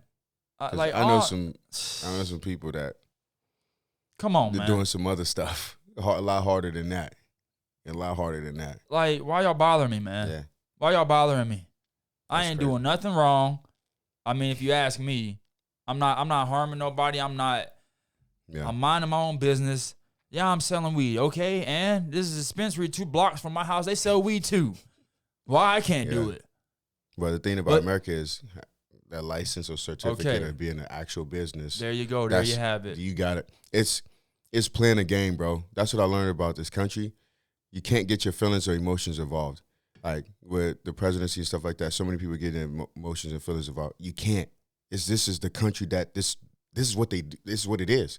Like and that's what I tell people, man. If you don't like it, I don't think this country's conducive for you. But you have to know this is the law. This is how the Constitution. This is how it's been working over the time, and this is how things work here. So you have to learn and take in consideration what that looks like in this country for you to be the most successful that you can. Just like knowing the rules and the law of kickboxing when you step in that ring.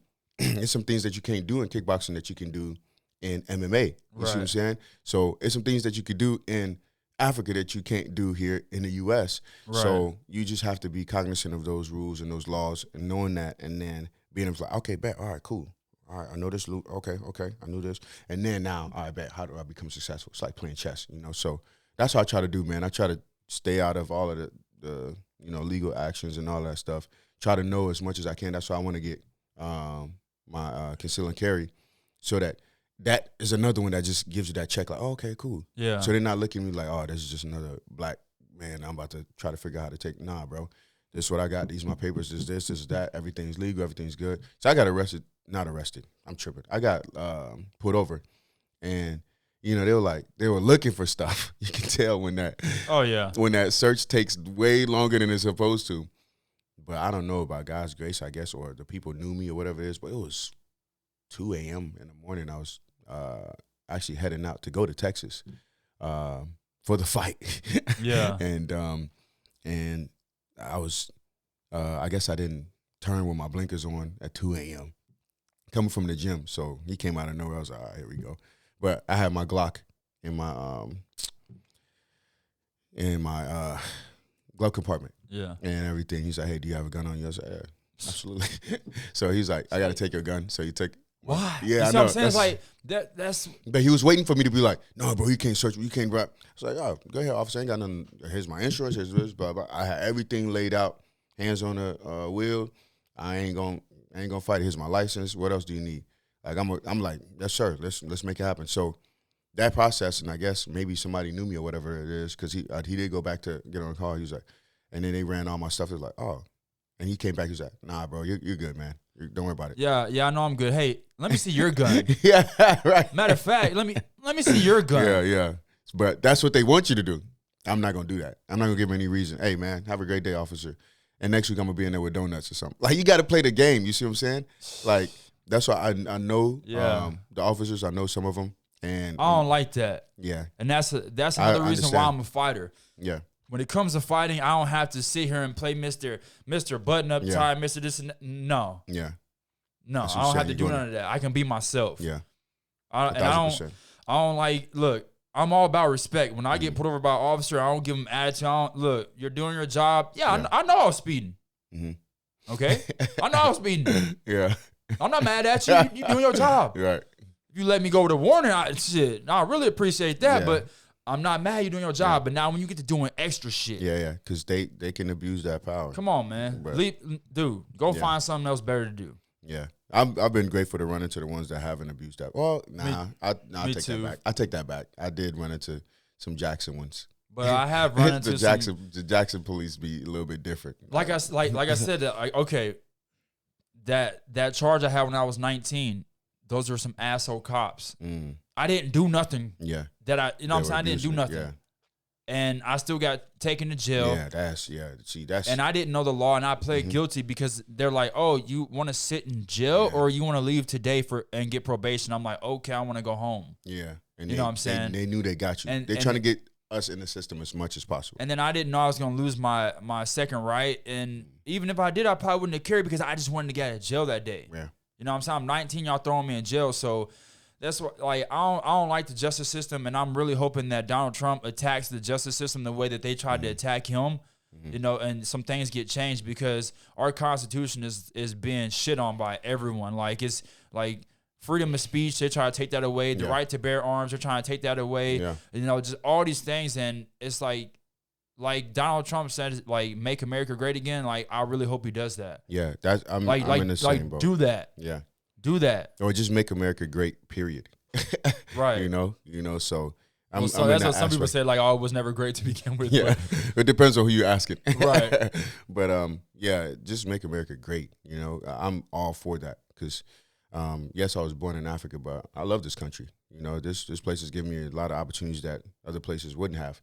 So I won't be naive and ignorant by saying, no, man, forget this. Nah, bro, I'm grateful for this place. You know, so and I know the things that's about to come in the next 4 years that I'm about to put my feelings and my emotions aside to where I'm just straight grinding, learning what I need to learn, knowing what I need to know, and become successful as a businessman, you know, become successful as just a man, period, you know, and then be able to move my chess pieces to where I can create that freedom. If it's Africa, if it's, you know, Southeast Asia, if it's wherever, you know, to where I can make that happen in my pieces. So, yeah, man. But of course, you got the a-holes out here, so that are looking to try to just having a bad day or. Yeah, and they turn me into one, and I try to keep it under wraps. Yeah.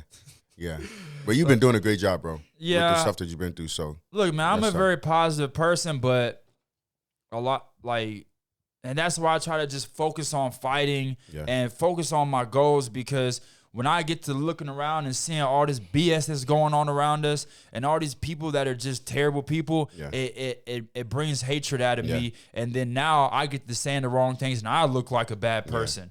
You know, so I try to just focus on my goals for real and stay positive and go around the right people. Like I know that I need to be around the right people, the right places. And you know, that's why also me being arrested and stuff and going to prison, and I'm going to take it and use it as a learning experience and make me a better person, because to be completely honest, I could be a much different person. The way I grew up, you know what I'm saying? I could be I could just be a thug for Trust real. Me, bro. I know. I really could. Because going through that changes people. Yeah. You know, like having your house raided and stuff, that changes people too. Like, no, man, F that brain. And then now you getting shot or you shooting or, you know. Right. And now it's like, dang, we just lost another brother. But with the devil trying to keep you down and everything like that, look at where you're at. Look at what you're doing. So that's what I'm saying. Like 3-5 years from now, you could be speaking to kids. You could be going to schools. And you could be saying, man, I had this. I did not know this. So you guys need to learn about the law, learn this aspect. Now kids like, yo, bro, thank you so much for teaching me that. So your story may be somebody's, you know, opportunity to be able to learn from that. And now you're making money from going out speaking and your story, because this creates your story right here. You're building your brand. So I'm looking, that's what I'm saying, man. I always look like 3 to 5 years, bro. Keep doing it, keep going, because you never know where you'll be at, you know, where your podcast will be ranked in 5 years and what kids and what people that you can, you know, motivate from your story. Guys still in jail, they can relate to you now. You know what I'm saying? Yeah. So now you can be like, yo, bro, I've been where you at. I can't say that. You see what I'm saying? So you've been blessed with these, unfortunately, with this opportunity to be able to have that platform to reach these people that other people can't, you know? And, yeah, bro. And so like look, if there's one thing I wish I had filmed in my life, bro, it was when I went and got sentenced at court. It was surreal, bro. It was crazy. Oh, you say that? Dude, I'm just in this federal courtroom and they talking about me like I'm, you know what I'm saying? Like, it was just crazy, bro, how the judge was like, bro, I could tell it was like the judge wanted to send me home, bro, but it was like he felt like he couldn't. But he was like, okay, so in federal court, you have what's called sentencing guidelines, where there's a specific, it's all about like the points. Like you get this charge, it puts you at this amount of points at this level, and they go off your background too. So say if you get arrested for having a gun, I get arrested for having a gun, but I have 6 priors and you have 1, I'm cooked. I'm going to get so much more time, which is actually messed up because that's what they call double jeopardy. You're getting punished for things that you did for something you already done paid for. Okay, but anyways, so my sentencing guidelines was were like, dang, wow, it's been a while. Okay, basically, they could have gave me anywhere from like 3.5 to 5 years. That was like my guidelines. But I only got 29 months. And then out of the 29 months, I only did 18. So he gave me a year less than what he could have actually gave me as a minimum. And that's because he's seen everything I was doing in my life. And just the way I sat there and opened up in court and explained to him, like, look, I understand I was selling weed because he can, and this is crazy. Like it's like it wasn't even about the gun. It was like it was about the weed. He kept talking about this 7 pounds of weed. Why are you selling weed? You got this awesome career as a fighter. This and that. I said, all right, pull that mic up. I said, let me break it down for you. Yeah. Let me break it down. Yeah, that's what I do to survive. I've been fighting as an amateur for 7 years. Okay, an amateur fighter is like a college athlete. You don't get paid, which I think college athletes actually they getting paid now. They getting paid now, but they used to not. Okay, it used to be illegal, right? For them to even accept a pair of shoes. Yeah. So I said, I've been doing this now for 7 years. And this next year was the year I was supposed to go pro, and I was planning on being on ESPN by the end of this year, and now I'm planning on being in prison. That's what you're telling the judge? This is what I told the judge. I said, and he's like, oh, well, what about your business as a personal trainer? I said, okay, I do make a little bit of money as a personal trainer, but it's not enough to pay my bills. My last job, I was working as a caregiver, making what people would consider decent money, but it was not enough to pay my bills.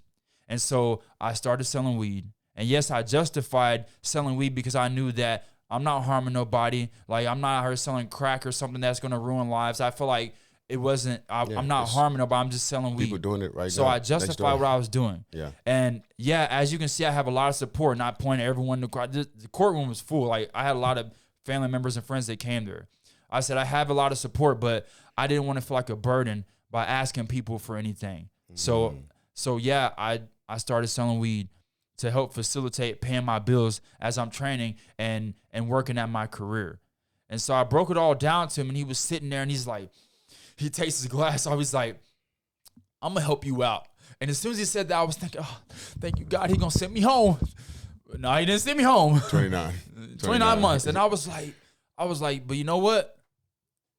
Bro, I was praying so hard before court, like every single day. And I was just like, God, if you just give me just anything under 30 months, just please, anything under 30 months. And he gave me 29 exactly. I was like, next time I should have been 19. I was like, God, you could have sent me home though. I'm like, you gave me. I'm like, man, this is crazy. Like, God did bless me, but I feel like I needed that. Yeah. Because now, anytime I start to like even think about like easing up off the gas, or I see myself start to kind of get distracted, I can think back to like all those days sitting in that cell, all like every single minute and hour of all those days, those 18 months where I promised myself I was going to get home and I was going to grind and not get distracted and stay focused. And you know, so I had a lot of time to really just meditate and think about my life and who I am, who I want to be as a man, and the things I want to accomplish. And I just took it as a positive. That fork in the road of nobody's coming to save you. You got to make it happen. Man, that's so it was crazy. It was crazy, man. That's a great time for men, because we get so comfortable with life and we're just going through the motion, and that's when things we don't appreciate it as much. But you've got to appreciate, like, now the way that you're talking, like just you coming out on the other side, you're gonna appreciate so many things that you're like, dang, bro, like this freedom aspect, you know, just being able to do this, being able to do that, you know. It's gonna transform you to a beast, bro. Every time I start to get a little bit upset about something, like, bro, my car is leaking oil in 3 spots right now. I can't even pay to get it fixed. They said $3,900. I said $3,900. Don't worry, I'll be there, pick it up tomorrow. Crazy. I'm gonna just keep on putting oil in it. and this started, bro. Like it. One thing that stresses me out, bro, is not being able to afford the necessities in life. And I started to freak out, and then I just thought about, I'm like, remember waking up in that jail cell behind them fences? This little car shit ain't nothing. I'll walk to work. This little car shit, I don't need a car. Tough. Just walk to work. Tough. Like, so when you have to serve some time, bro, when you come out, if you're even the slightest bit ungrateful for your position, being free, for your freedom, you just need to take a step back and just remember where you at. What it's truly like to be somewhere where everything around you is just nothing but miserable and depression. Yeah. Like it's, dude, it's rough being in there. It's rough, bro. It's so rough. Yeah. And to me, that's, you know, going to Africa and being able to see the kids that don't have the opportunities and, you know, don't have that aspect, and me being able to give back. And that's how I get my cup filled from that aspect. You know, like kids with no shoes still have way more joy than I do here with all the necessities plus that I have here. You know, for me, a necessity here is a luxury there, man. You know? So it's like being able to, you know, go back and see and just be able to help out. If it's $5, $10, whatever it is I could give to a kid to just make them smile even bigger, because they got so much joy. So I'm like, man, this is dope. So I learned so much from them. And then I come back, feel like, all right, Kweku, bro, like you got to go harder, or you can't get distracted, or, you know. But I've been in my comfort zone so much, and that's the reason why I'm trying to get out of my comfort zone, literally and figuratively. In Cape Girardeau, Missouri, you can't really make no money here. You can start some dope stuff, but making money for us, like what black men do you know that are killing it with their business? I know Jeremiah Dukes is killing it now, right? Yeah. And you got some people that's coming up, but I need to be surrounded around like men that look like me. That's like Lamborghini, Ferrari. Right. You see what I'm saying? Like I need to be around that because then all I gotta do is ask the question. Oh yeah, bro, you could do. Oh yeah, and then I'm training them, or I'm in business with them and doing some things, and it just happens just like that. So that's the reason why I'm like, all right, go out of the comfort zone and make this thing happen, to where now your finances are gonna be next level. You know, they'll be challenged for a little bit because you're taking a risk, but within that 3 to 5 years that we talk about, now it's gonna be like, all right, bro, I can afford whatever I need to plus, because I took that leap, So I always told myself that if I could do it in Cape, I could do it anywhere. Man, you ain't lying. And the thing about Cape is kind of still like a little. It's like years behind as far as like. I go to bigger cities and I come back, I feel like I'm in 1923. Man, like it's hard to even find people to collaborate with in Cape. So much pride and ego, bro. And I think everybody's just hurting financially, and people are going through stuff. They're not you hurting, but you're like, man, I'm still going to shoot this podcast. They're so focused on their hurt and their finances and everything else that's going on that they can't even look past that aspect because they're going through it so much, bro. Right. And this is real because I talk to people all the time like, man, I ain't really trying. I'm good, bro. I ain't trying to shoot none today, or videos. I ain't trying to grind it. I ain't trying to work out, man. I'm straight. I got this baby mama problems, all this stuff. But the real people like you, and I even talk to like Ron Coleman and stuff because he's going through stuff. And he's still putting in work. Gavelin, like all these guys that we are kind of coming up with, they are going through it, but they're still figuring out a way to make things happen. Building businesses ain't easy. No. But it's one of those things that it teaches you so much about yourself. You feel me? I've learned more about myself building a business than about anybody else. You feel me? So it's one of those things that like you just got to keep going. But I need to be around some bigger dogs. I ain't gonna lie. I need to be around some people me too. That's some people that's at a higher level than me. Because if you're a big fish in a small pond, bro, like what are you doing?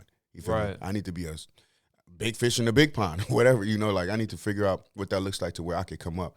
And this guy, the McSweeney guy, like he just got done shooting a movie with The Rock. Like so, has a voice recording of him on the phone with Dwayne The Rock Johnson, like, and I'm listening to it. Me and Wiki listening to it, and I'm like, bro, this is crazy. You feel me? And then, so the movie comes out next year. End of this year or next year. It's called The Smashing Machine, where The Rock is like starting, but he was in it too. And I'm listening to The Rock like it wasn't like no small like, hey man, thanks for the movie. It was like a long drawn out like, yeah man, I remember when you did that striking knee to this fighter. And then I'm looking at the poster that he's talking about. Yeah. And that was great. And man, bro, thank you so much for sending my daughter your glove, man, and signing it. And my family really appreciate you, blah, blah. And I'm like, yo, this is crazy. And this dude also trains the Dallas Cowboy NFL team, to where he does breath work with them and stuff. So I'm like, okay, I need to be in this circle. Yeah. I need to grow because all it takes is Kweku with a picture with CeeDee Lamb or these guys that in Dallas Cowboys. And I'm like, and then they're like, bro, okay, this is my trainer or my mentor, blah, blah. Now, everything started coming to fruition. But I'm so easily accessible here, and I don't even know my own worth and my own value because I'm just doing stuff for free. Well, have you heard this? There's a story I heard, all right? It's the story about, I'll try to make it as quick as possible because it's like probably a 10-minute video, but it's beautiful. And he says it's his son. He brings his I think he asks his dad like what's his value, and he tells him go find me a rock, and he goes and finds a rock and brings it to his dad. He says take that rock to this person down the road and try to sell it. And he takes the rock to the person. They offer him like $10 for it. Okay, and he says okay, now take that same rock and take it to this collector over here, and the collector offers him $1,000. He's like, whoa! He comes back, tells his dad, he offers $1,000. He says, all right, and but he's naming different people to take it to, and he says, all right, now take it to this rock museum over here, and they offer him like $1 million or something. I'm just throwing numbers out there, but it got crazy, right? Mm-hmm. And he said, now do you understand your value? Where you put yourself is going to determine your value. Yo, proximity is power, like, bro. that's why, like, me sitting in prison, I'm just like, this is crazy, dude. I'm just some prisoner, like, but I'm not. Yeah. Like, yeah. I'm like. I'm glad you said the other one. Like, this is crazy. And I knew why I'm in there. I'm like, and I had to tell myself, bro, because, bro, when they say he's institutionalized, bro. I almost got institutionalized, and they're like, I'm in there about to act like these prisoners, bro. I'm in there about to fight over food, over the TV. Like, I'm in there about to smash some people. But I had to tell myself, no, don't. You're not a prisoner. You're not this. You're not that. Like, you're a USA kickboxing champion. Like, you're somebody. You're a father. You're somebody. Don't stoop to this level just because you're here. That's powerful, bro. Like, don't get trapped. Don't think just because you're here that your value drops, but it does drop as far as the people around you, the environment. So you have to put yourself in the right environment, and that's why. Also, as a fighter, I don't just stay and fight here in Cape. I travel and I fight, and I get more love when I go and travel than I do here in my hometown. I've been in the main event twice. Man. All right, so I've been in the main event once when I fought and won the black tie and boxing belt, and now my next fight, first pro fight, main event. You think I'm going to get that here in Cape? Nah, bro. I mean, I probably could, but it's not going to be the same level. Hey, they're not offering it. Yeah. They're not. Like, I don't know. I know a lot of people in Cape do see me for, my value, but a lot of them just don't because they know me, because they see me. Yep. But, bro, I'm telling you, accessible. bro, when I go out of town and I fight, people are looking at me like, whoa.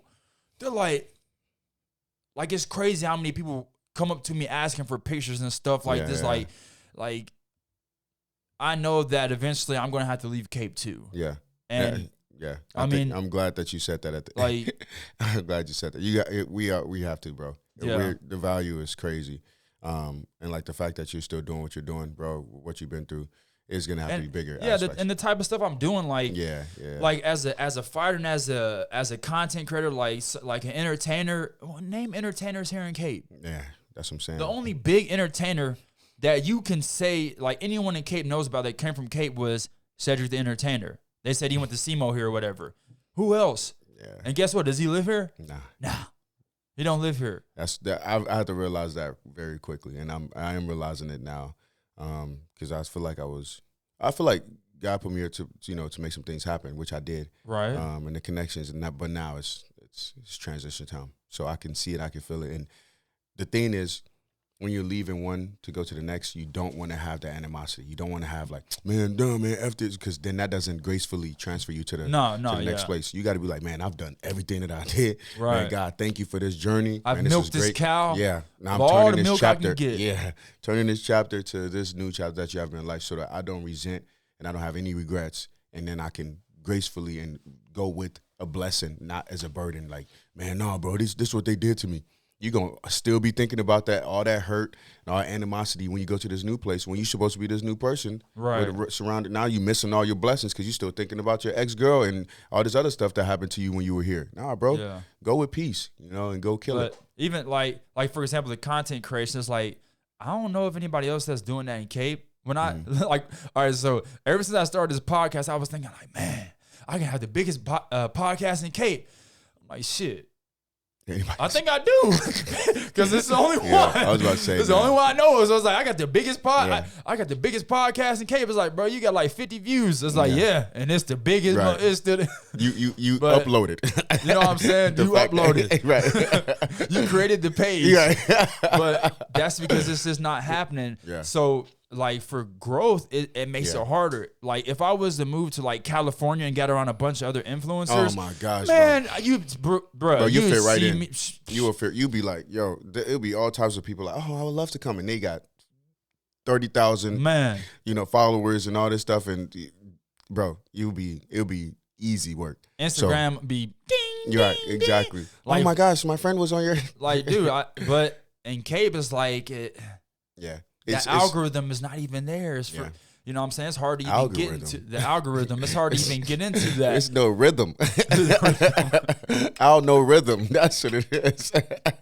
Algorithm. It ain't no rhythm. But I love Cape though. Yeah. I like it because it's small. I like if you want to raise a child, if you want to, that safety, that but if you're like me and no wife, no kids, and you know, it's just like, all right, bet, let's go grind. But for certain things, that energy is not there. Like if we want to go and film at the gym, like I don't know how. I haven't been to your gym yet. Oh yeah, we film. Right. Yeah, we film. So like shirt off, all that stuff. I'm not about. I'm not about to restrict it. Like you're not about to do that to other gyms. Nah. You know what I'm saying? That's like exactly not the big gyms. You're not. I don't think you can be up in Planet Fitness with the shirt off, vlogging and stuff. You probably gonna have people like looking around like, ew, like what's it? Oh, people gonna be all uncomfortable and stuff. We have tripods all around our gym, just because people even bring their own tripod. It's like an influencer gym at our place. Like, Ahmad Lathan for KVS 12. Like today, we were teaching classes and stuff. He just came in there. Hey, bro, what's up, bro? Had his own tripod, everything, light set up. You know, it's just like, this is the type of gym that we're trying to promote. Because I don't want people to be like, nah, bro. Girls got their crop tops. Yeah, bro. Like, work out, train. Man, I might just start coming. Yo, how much is the monthly membership? We'll talk. I got you.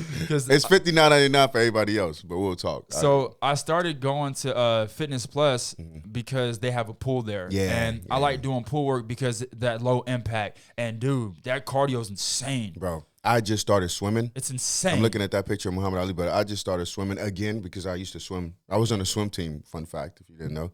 Did the 50 freestyle in high school. But, and I was also a lifeguard, so you didn't know. But I just wanted to break the stereotype of black people that can't. I was like, nah, bro, I'm going to be on a swim team. So I got a membership at the rec 4 weeks ago, about a month ago. And, yeah, man, just been going in there swimming, getting some laps in and stuff like that as well, too. So it's just one of those things that, like, you don't think you need. But, man, like you said, the low impact plus, bro, swimming – different cardio, bro. Like I was cramping up in the water. I'm like, yo, what? How am I cramping up right now? I go for a run. I can run for a long time, but I ain't gonna swim that long. Yeah. I'm not gonna swim that long. So I'm trying to work on that. Plus my knees, you know what I'm saying? The cartilage my knees aren't like they used to be, so it's better for me to swim than it is for me to run. Hey, I haven't been running. We got supplements for that too. So go to Yeah. Stack, tell the homies, like just let me know when you go. Okay. Because then I'll let the boys know and stuff like that. And maybe we could go in there together, and I can give you my exclusive discount. Sweet, yeah. Because I definitely need to. I need to get on it for real. Yeah. The way I train, I got to be eating right. I got to have the right supplements. Yeah. I got to make sure I'm resting, massage. Like bro. You really got to do everything right to be at your peak. 1,000%. Your peak. And when I'm at my peak, bro, I'm like, I feel just like I'm unstoppable. I'm here to help you out. So you let me know when you're going, and we're going there together, and we can knock that out. We can talk to the guys too, like, hey man, this is a fighter here. Yeah, because last time I went there, I just got the little protein bars they had, and I got like a Form 1 energy drink. Nah, we gotta get you. You went past all the good stuff. I came in there for snacks. Nah, you went past all the stuff that you need. So we'll get you educated on that because, yeah, bro, that's gonna transform you as far as like you want the 5 pounds. That's easy, number one. But let's put some power to that 5 pounds. It's not just say, I'm just bulking. No, we're going to make that explosive 5 pounds so that those muscles know what they're doing and they're fast twitching. And because your muscles need to be conducive for what you're doing. Right. You know, so yeah, let's make that happen, bro. Yeah, when I check my, what they call it, body weight index or whatever, body mass index. I was BMI. like, my BMI, I was like 5% body fat. Dang, that's quality. The guy's like, hey, that's really good. And I was playing stupid. Quality. I was like, really? Like, is that like Olympic athlete type shit? Yeah, pretty much, bro. Is that like Olympic level type stuff? 5% body fat? In America, in Missouri, in Cape, you're an Olympian. Right. For real. Because, man, not a lot of people walking around 5%, you know, that are functioning. Super lean. Yeah, that are functioning, not like. Man, I'm telling you. Anorexic. Look, when I'm done fighting, I'm finna get up to 200. Yeah. I'm gonna be in the 20. Yes. But 200 would look good on you because you're in a 6 foot play. Yeah. So you're 6'1"? Yeah, I'm 6'1". Yeah, you'd be straight with 200, bro. Man. That'd be a good look for you, bro. Monster. Yeah. You're just gonna be lifting? Whatever it takes. Whatever it takes. Human growth hormone. Nah. Whatever it takes. I'm trying to get up to 200 and be just. Nah, you ain't gotta do all that. You start taking protein creatine, you'll be good. Okay. Let's start there first before we get into it. Before we get into the SARMs. Man said HGH. Hey, he skipped everything. Let's do the let's go to Stack first before we. I thought HGH was like a natural. Like it's like a common thing. Yeah. I mean, it's from your body or whatever it is. So it's conducive in that aspect. But I don't do any HGH, no testosterone, no nothing, because I'm just so anti all of that stuff. Of course, maybe when I get older, I guess people are saying that they're doing that because, bro, our testosterone is dropping so much more than it did when our grandfathers and our ancestors had it, bro. Just need some sea moss, that's all. Yeah, the foods that we eat, the water that we drink, because the water has so much estrogen now in it. And it was like a whole bunch of reports that this dude actually did a report on frogs, male frogs. They started drinking the tap water and had it like where it was just surrounded drinking the tap water. They did not just become like, they'd be like, okay, maybe they just put so much estrogen that they became homosexual frogs or something like that. Stop. It literally made them female frogs. What? It turned them to a female frog. Yeah, bro. It wasn't like the tap water? The tap water. So just us, yeah. That's why that has to be filtered. So hopefully RFK, make America healthy again, can actually really do something. But, all the foods that we eat, like cereal is terrible for you. When I go to London, the bread that's here in the U.S. doesn't make it there. There's no Gatorade. What about Ezekiel bread? You eat that? I've heard about it, but I haven't had that. That's what I get. I just try to stay away from bread, period, to be honest with you, because there's so much. This bread is good. Okay. It's good. Yeah, I might have to try when that. I eat it, it makes me feel like it gives me that juice. Okay, bad. I might have to try that. It's sprouted bread. You have to keep it in your refrigerator. Yeah. No, I haven't had that, bro. Appreciate that. And if you look on the front, it's called Ezekiel because the quote or like the Ezekiel is part of the Bible. Scripture? Yeah, it's a scripture, and it talks. It's like a certain way it says you're supposed to cook the bread or whatever, but that's where the Ezekiel comes from. I'm going to have to, let me get on that, bro. Hey. Look at Ezekiel. You training me. Yeah. Look, I know my stuff, but let me just keep it a buck. Mm-hmm. Before I got locked up, okay, for one, I had, decent money, selling weed. I was doing all right, so I could afford to eat exactly what I wanted to eat. You know what I'm saying? Exactly what I wanted. And I was on a vegetarian diet, and then when I got locked up, you're eating slop. Yeah. You're eating slop. You're doing whatever you got to do. Slop. Yeah. And if you're not eating the slop out the kitchen, you're eating the BS commissary. You can't buy no vegetables and fruits on commissary. You're eating like snack food. Okay, so for 18 months, that's all you're putting in your body. I'm eating bull crap. And then when I got out, it's just like I'm getting back to my healthy diet. And but even still, it's like sometimes I just go for what's quick and cheap. But I got to get back to it. You got to get back to it, bro. Got to get back to it. Yeah. And I'm trying my hardest. And I'm praying food goes down, like as far as pricing. So we can get back to affording food again, bro. It's tough, bro. And then also one of my problems is that I don't like cooking. Yeah, that's the big problem. I'm in the same boat, big problem. I do not like cooking. So that's why I just need to get my bread up, and then I can just, you know what I'm saying, buy it already ready. Yeah. Like I was going to like the Healthy Fresh Cafe every day and getting there like they have like a spinach wrap that I would get from them. It has like beets, kale, and hummus in it, and cucumbers. There you go. So like I was eating that every day. If I didn't get that, I was getting a salad. One of their salads is called the Buddha Bowl. I was getting that. It's like because it's in Fitness Plus, right? You were getting it from Fitness Plus? Or no. The Healthy Fresh Cafe is at Fitness Plus. My bad. I keep forgetting. St. Francis. Yeah. So it's there, and then they got a new one on Mount Auburn. Yeah, I saw that one too. Yeah. I need to figure out who owns that place. I need that sponsor. Yeah, I know. That's why I need. Let me come and just eat there for free. We got some discounts there at our gym, so I think it's like $2-3 off. But it is what it is. And we were trying to figure out how to get a sponsor. I gotta reach back out to Rick Hetzel. That's who owns it. So he's a great dude. Yeah. Great guy, man. Amazing guy. His wife, Sherry Moldis, amazing human beings, and they love giving back and helping out. So it may be a sponsor opportunity as well too. Right. But yeah, man, you just tell him I could give you his information, and you could tell him who you are and what you've been through, and don't leave out the jail part. See, no, for real. Look, I'll be trying to figure out for real. Do I leave out the jail part when I talk to That's people? your story, bro. Just be like, bro, this is what I was doing. This is what happened. and I was eating really good before, and I love your place. I was eating this exact meal every single time. Every day, I'm talking, look, I'm not BSing, bro. Every single day, I wake up, go to the gym from like 9 to 12 o'clock. As I'm getting out the sauna to get in the shower at the gym, I call them to make sure my stuff be ready. I call them, and they know my voice. They're like, what's up, Will? Usual? I'm like, yep. Yeah. They already know what I'm getting every day I was going there. I'm going to put you, just remind me, because I 3 million things be going on. Yeah. Just remind me, I'm going to put you in contact with him. And, yeah, man, just sell yourself. Be like, hey, bro, this is who I am. I'm doing a podcast. I'm trying to live right, get myself right. But right now, financially, I ain't blah, blah. Right. Would you guys be willing to sponsor me if it's meals, if it's whatever?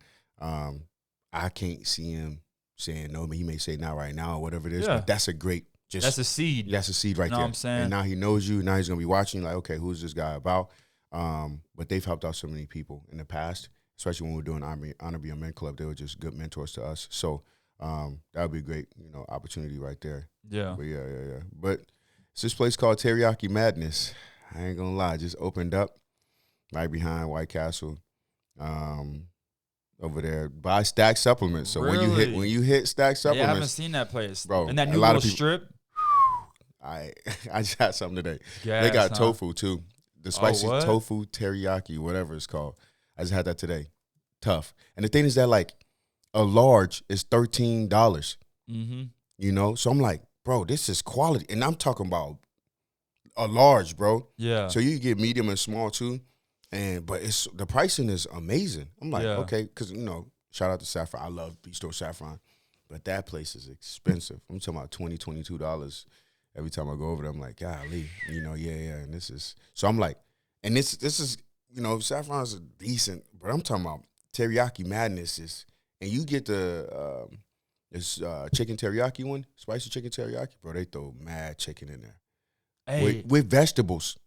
So you get vegetables in there. I'll tell you something you need to try. You know Chan's, the Chinese restaurant? Yeah. Look, you need to order this. Order just tell them you want the eggplant with no meat. It's gonna be eggplant and then some vegetables. It's like barbecue. Really? Oh my God. Eggplant, no meat, a Chance. Oh my God. I went to Chance a few times. I ain't really was a big fan, so I'm about to this try this eggplant, bro, is you can't get nothing that tastes like it. Yeah. All right. It's fire. Say less. Fire. So now I got to get Ezekiel bread, and I got to go get this eggplant. Yeah, the Ezekiel bread. No homo. You'll get that at the eggplant, no homo. You don't have to say that. Guys, we don't have to say that. Not in 2025. That was 24, huh? We grown man. Everyone's just get your mind out the gutter. No Diddy. No Diddy. Everyone says that. Or they say have to now, bro. What's the other one they're saying? They say no Diddy, and then they say that's the only two that I know. Those are the only two important ones. Pause. Oh yeah. Pause. They say that with everything. If like pause. Yeah. You have to say that. Yeah. It's just so ingrained. Hey, you seen that movie Big Daddy with Adam Sandler? A long time ago. Remember he has the kid run up to the chick saying, "Help me, I'm lost and I don't know where I am." He said, "You don't have to do that anymore." Yeah. You already got the cheese. You don't have to do that anymore. Yeah. Because he was pimping them out or something like that, right? Yeah, he was. That's how he's picking up chicks. Yeah. Having them run up to him saying, "Help me, I'm lost and I don't know where I am." Yeah. That's funny. Then he runs up. Yeah, that's how he was getting them. He was picking them up. That's a good movie. But yeah, man, I definitely appreciate this, bro. This has been real. I feel like it's just like a smooth convo. Like it always is, man. Yeah, for sure. That's why I started this. I might get invited back again. Yeah, of course. Next year, man. Come on, man. I gotta go get it. Keep it rolling. I ain't gotta go get no concussions and no fights and nothing. We good. If you get a fight, we definitely gotta do a podcast to hype it up and all that. Yeah. We'll see, man. We'll see. We might do another smoker. If we do a smoker here, I'll see what's up. Yeah, I just want to come. I mean, like I said, I got a couple students. I'd like to come and get a couple little bouts in, and I'll film. Be great content. And what if we could set this up to where we could just record there? Like a mini, like just watching the fight and just talking about it, some commentating type stuff. Oh, like this? Oh yeah. We definitely just pull a table up. You feel me? Just do this, like 1 or 2. We could do this. We could do it live too. Like that's what I'm saying. Yes, that's what I'm saying. So it's like, yeah, bro. If we that'd be awesome, bro. We could pull up and we talking like, yeah, bro. So this, this was going down. That'd be awesome, dude. Or to have another person that's a co-host or a guest or whatever. Yeah, that'd be great. Yeah. We got shut down.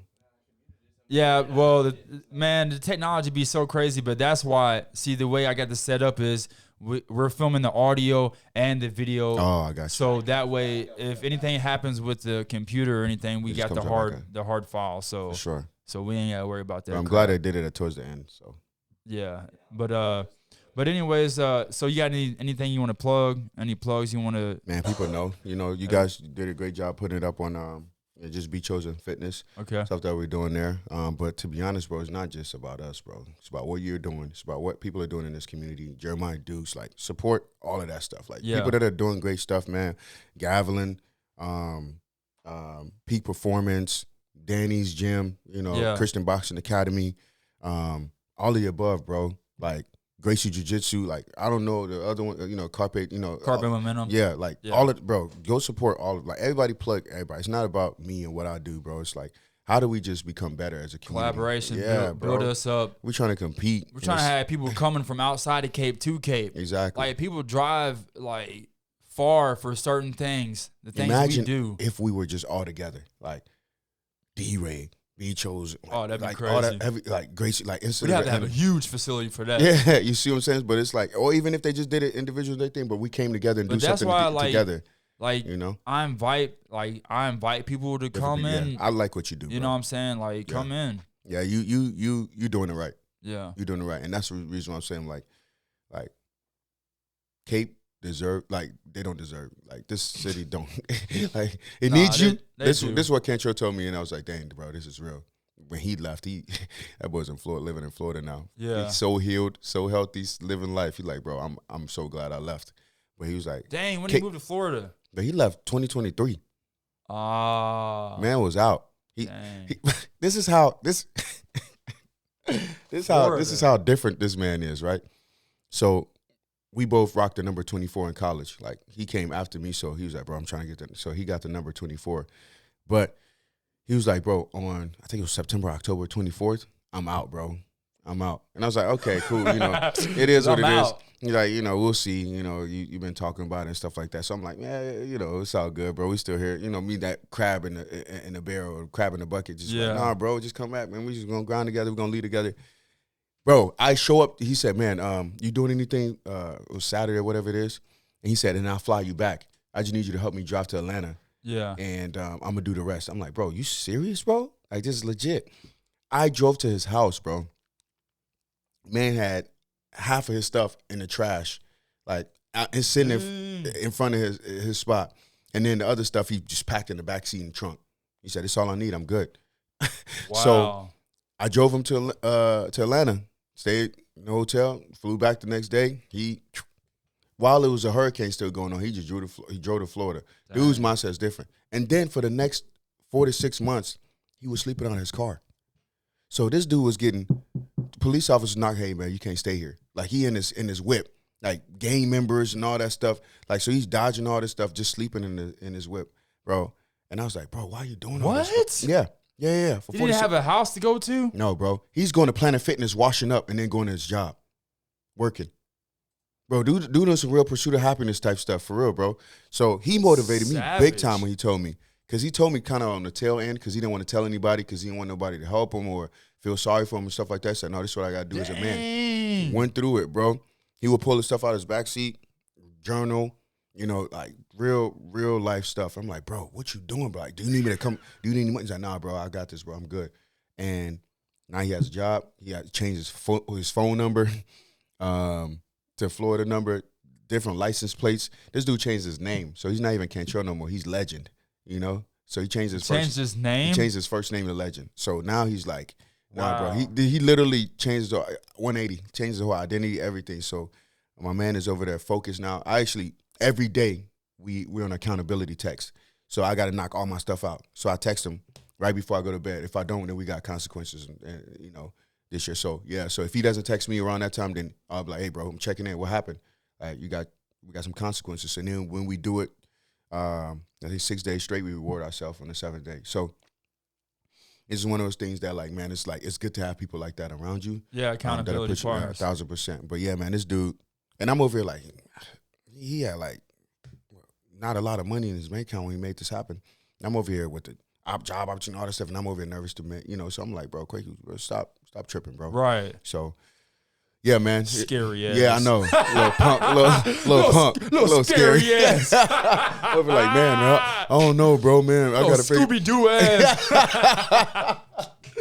Hey, but look, that's the one thing that's beautiful about not having kids. You can do that. Yeah. When you got kids, it's different. You can't do that. Yeah, it's different. You just can't do that. That's the beauty of not having kids. You can really you can take risk like that. Yeah. You can. Yeah, so I'm making that happen. It's over. It's already date set and everything. Yeah. So, yeah, man. Awesome. It's good to have people like that in your corner. But man, I just want to say before we, land this plane is, bro, like I said many times, bro, proud of you. Keep going. I know you may probably feel like, oh yeah, problem what? I'm just bro. No, it means a lot to me when people say that to me. Yeah, bro, for real. Not just anybody and everybody, but people that mean something to me. It just gives me fuel. Like, you don't even understand. Like, I'll be working out a week from now, and that'll pop in my head, and I'll just, just start going harder. Keep going. Like, I ain't spending 2.5, 3 hours with somebody like. I ain't got no girl. You feel me? Yeah. So like that, I ain't just trying to. My time is like calculated. You feel me? But when you hit me up, I was like, "Bet we got to figure out how to make this thing happen." Right. We just kept on going back and forth as far as dates, and I ain't trying to say I'm the busiest person or like we're both busy as hell. Yeah. But like I was like, "All right, bet," because this person is still going. He's making things happen. It's not like somebody trying to waste your time, right? So yeah, just know you hit me up. You let me know if I'm in Guatemala, Ghana, Africa, London, wherever I'm at, we're going to try to figure out how to make it happen, bro. So, man, I appreciate you, bro. All right, bro. Yes, sir. All right, that was another episode of the Powerful Fitness Podcast, episode number, 25? Yes, sir. This was brought to you by Duke Concrete Finishing. You need some concrete work done, hit up Duke Concrete Finishing and get it done right. Peace.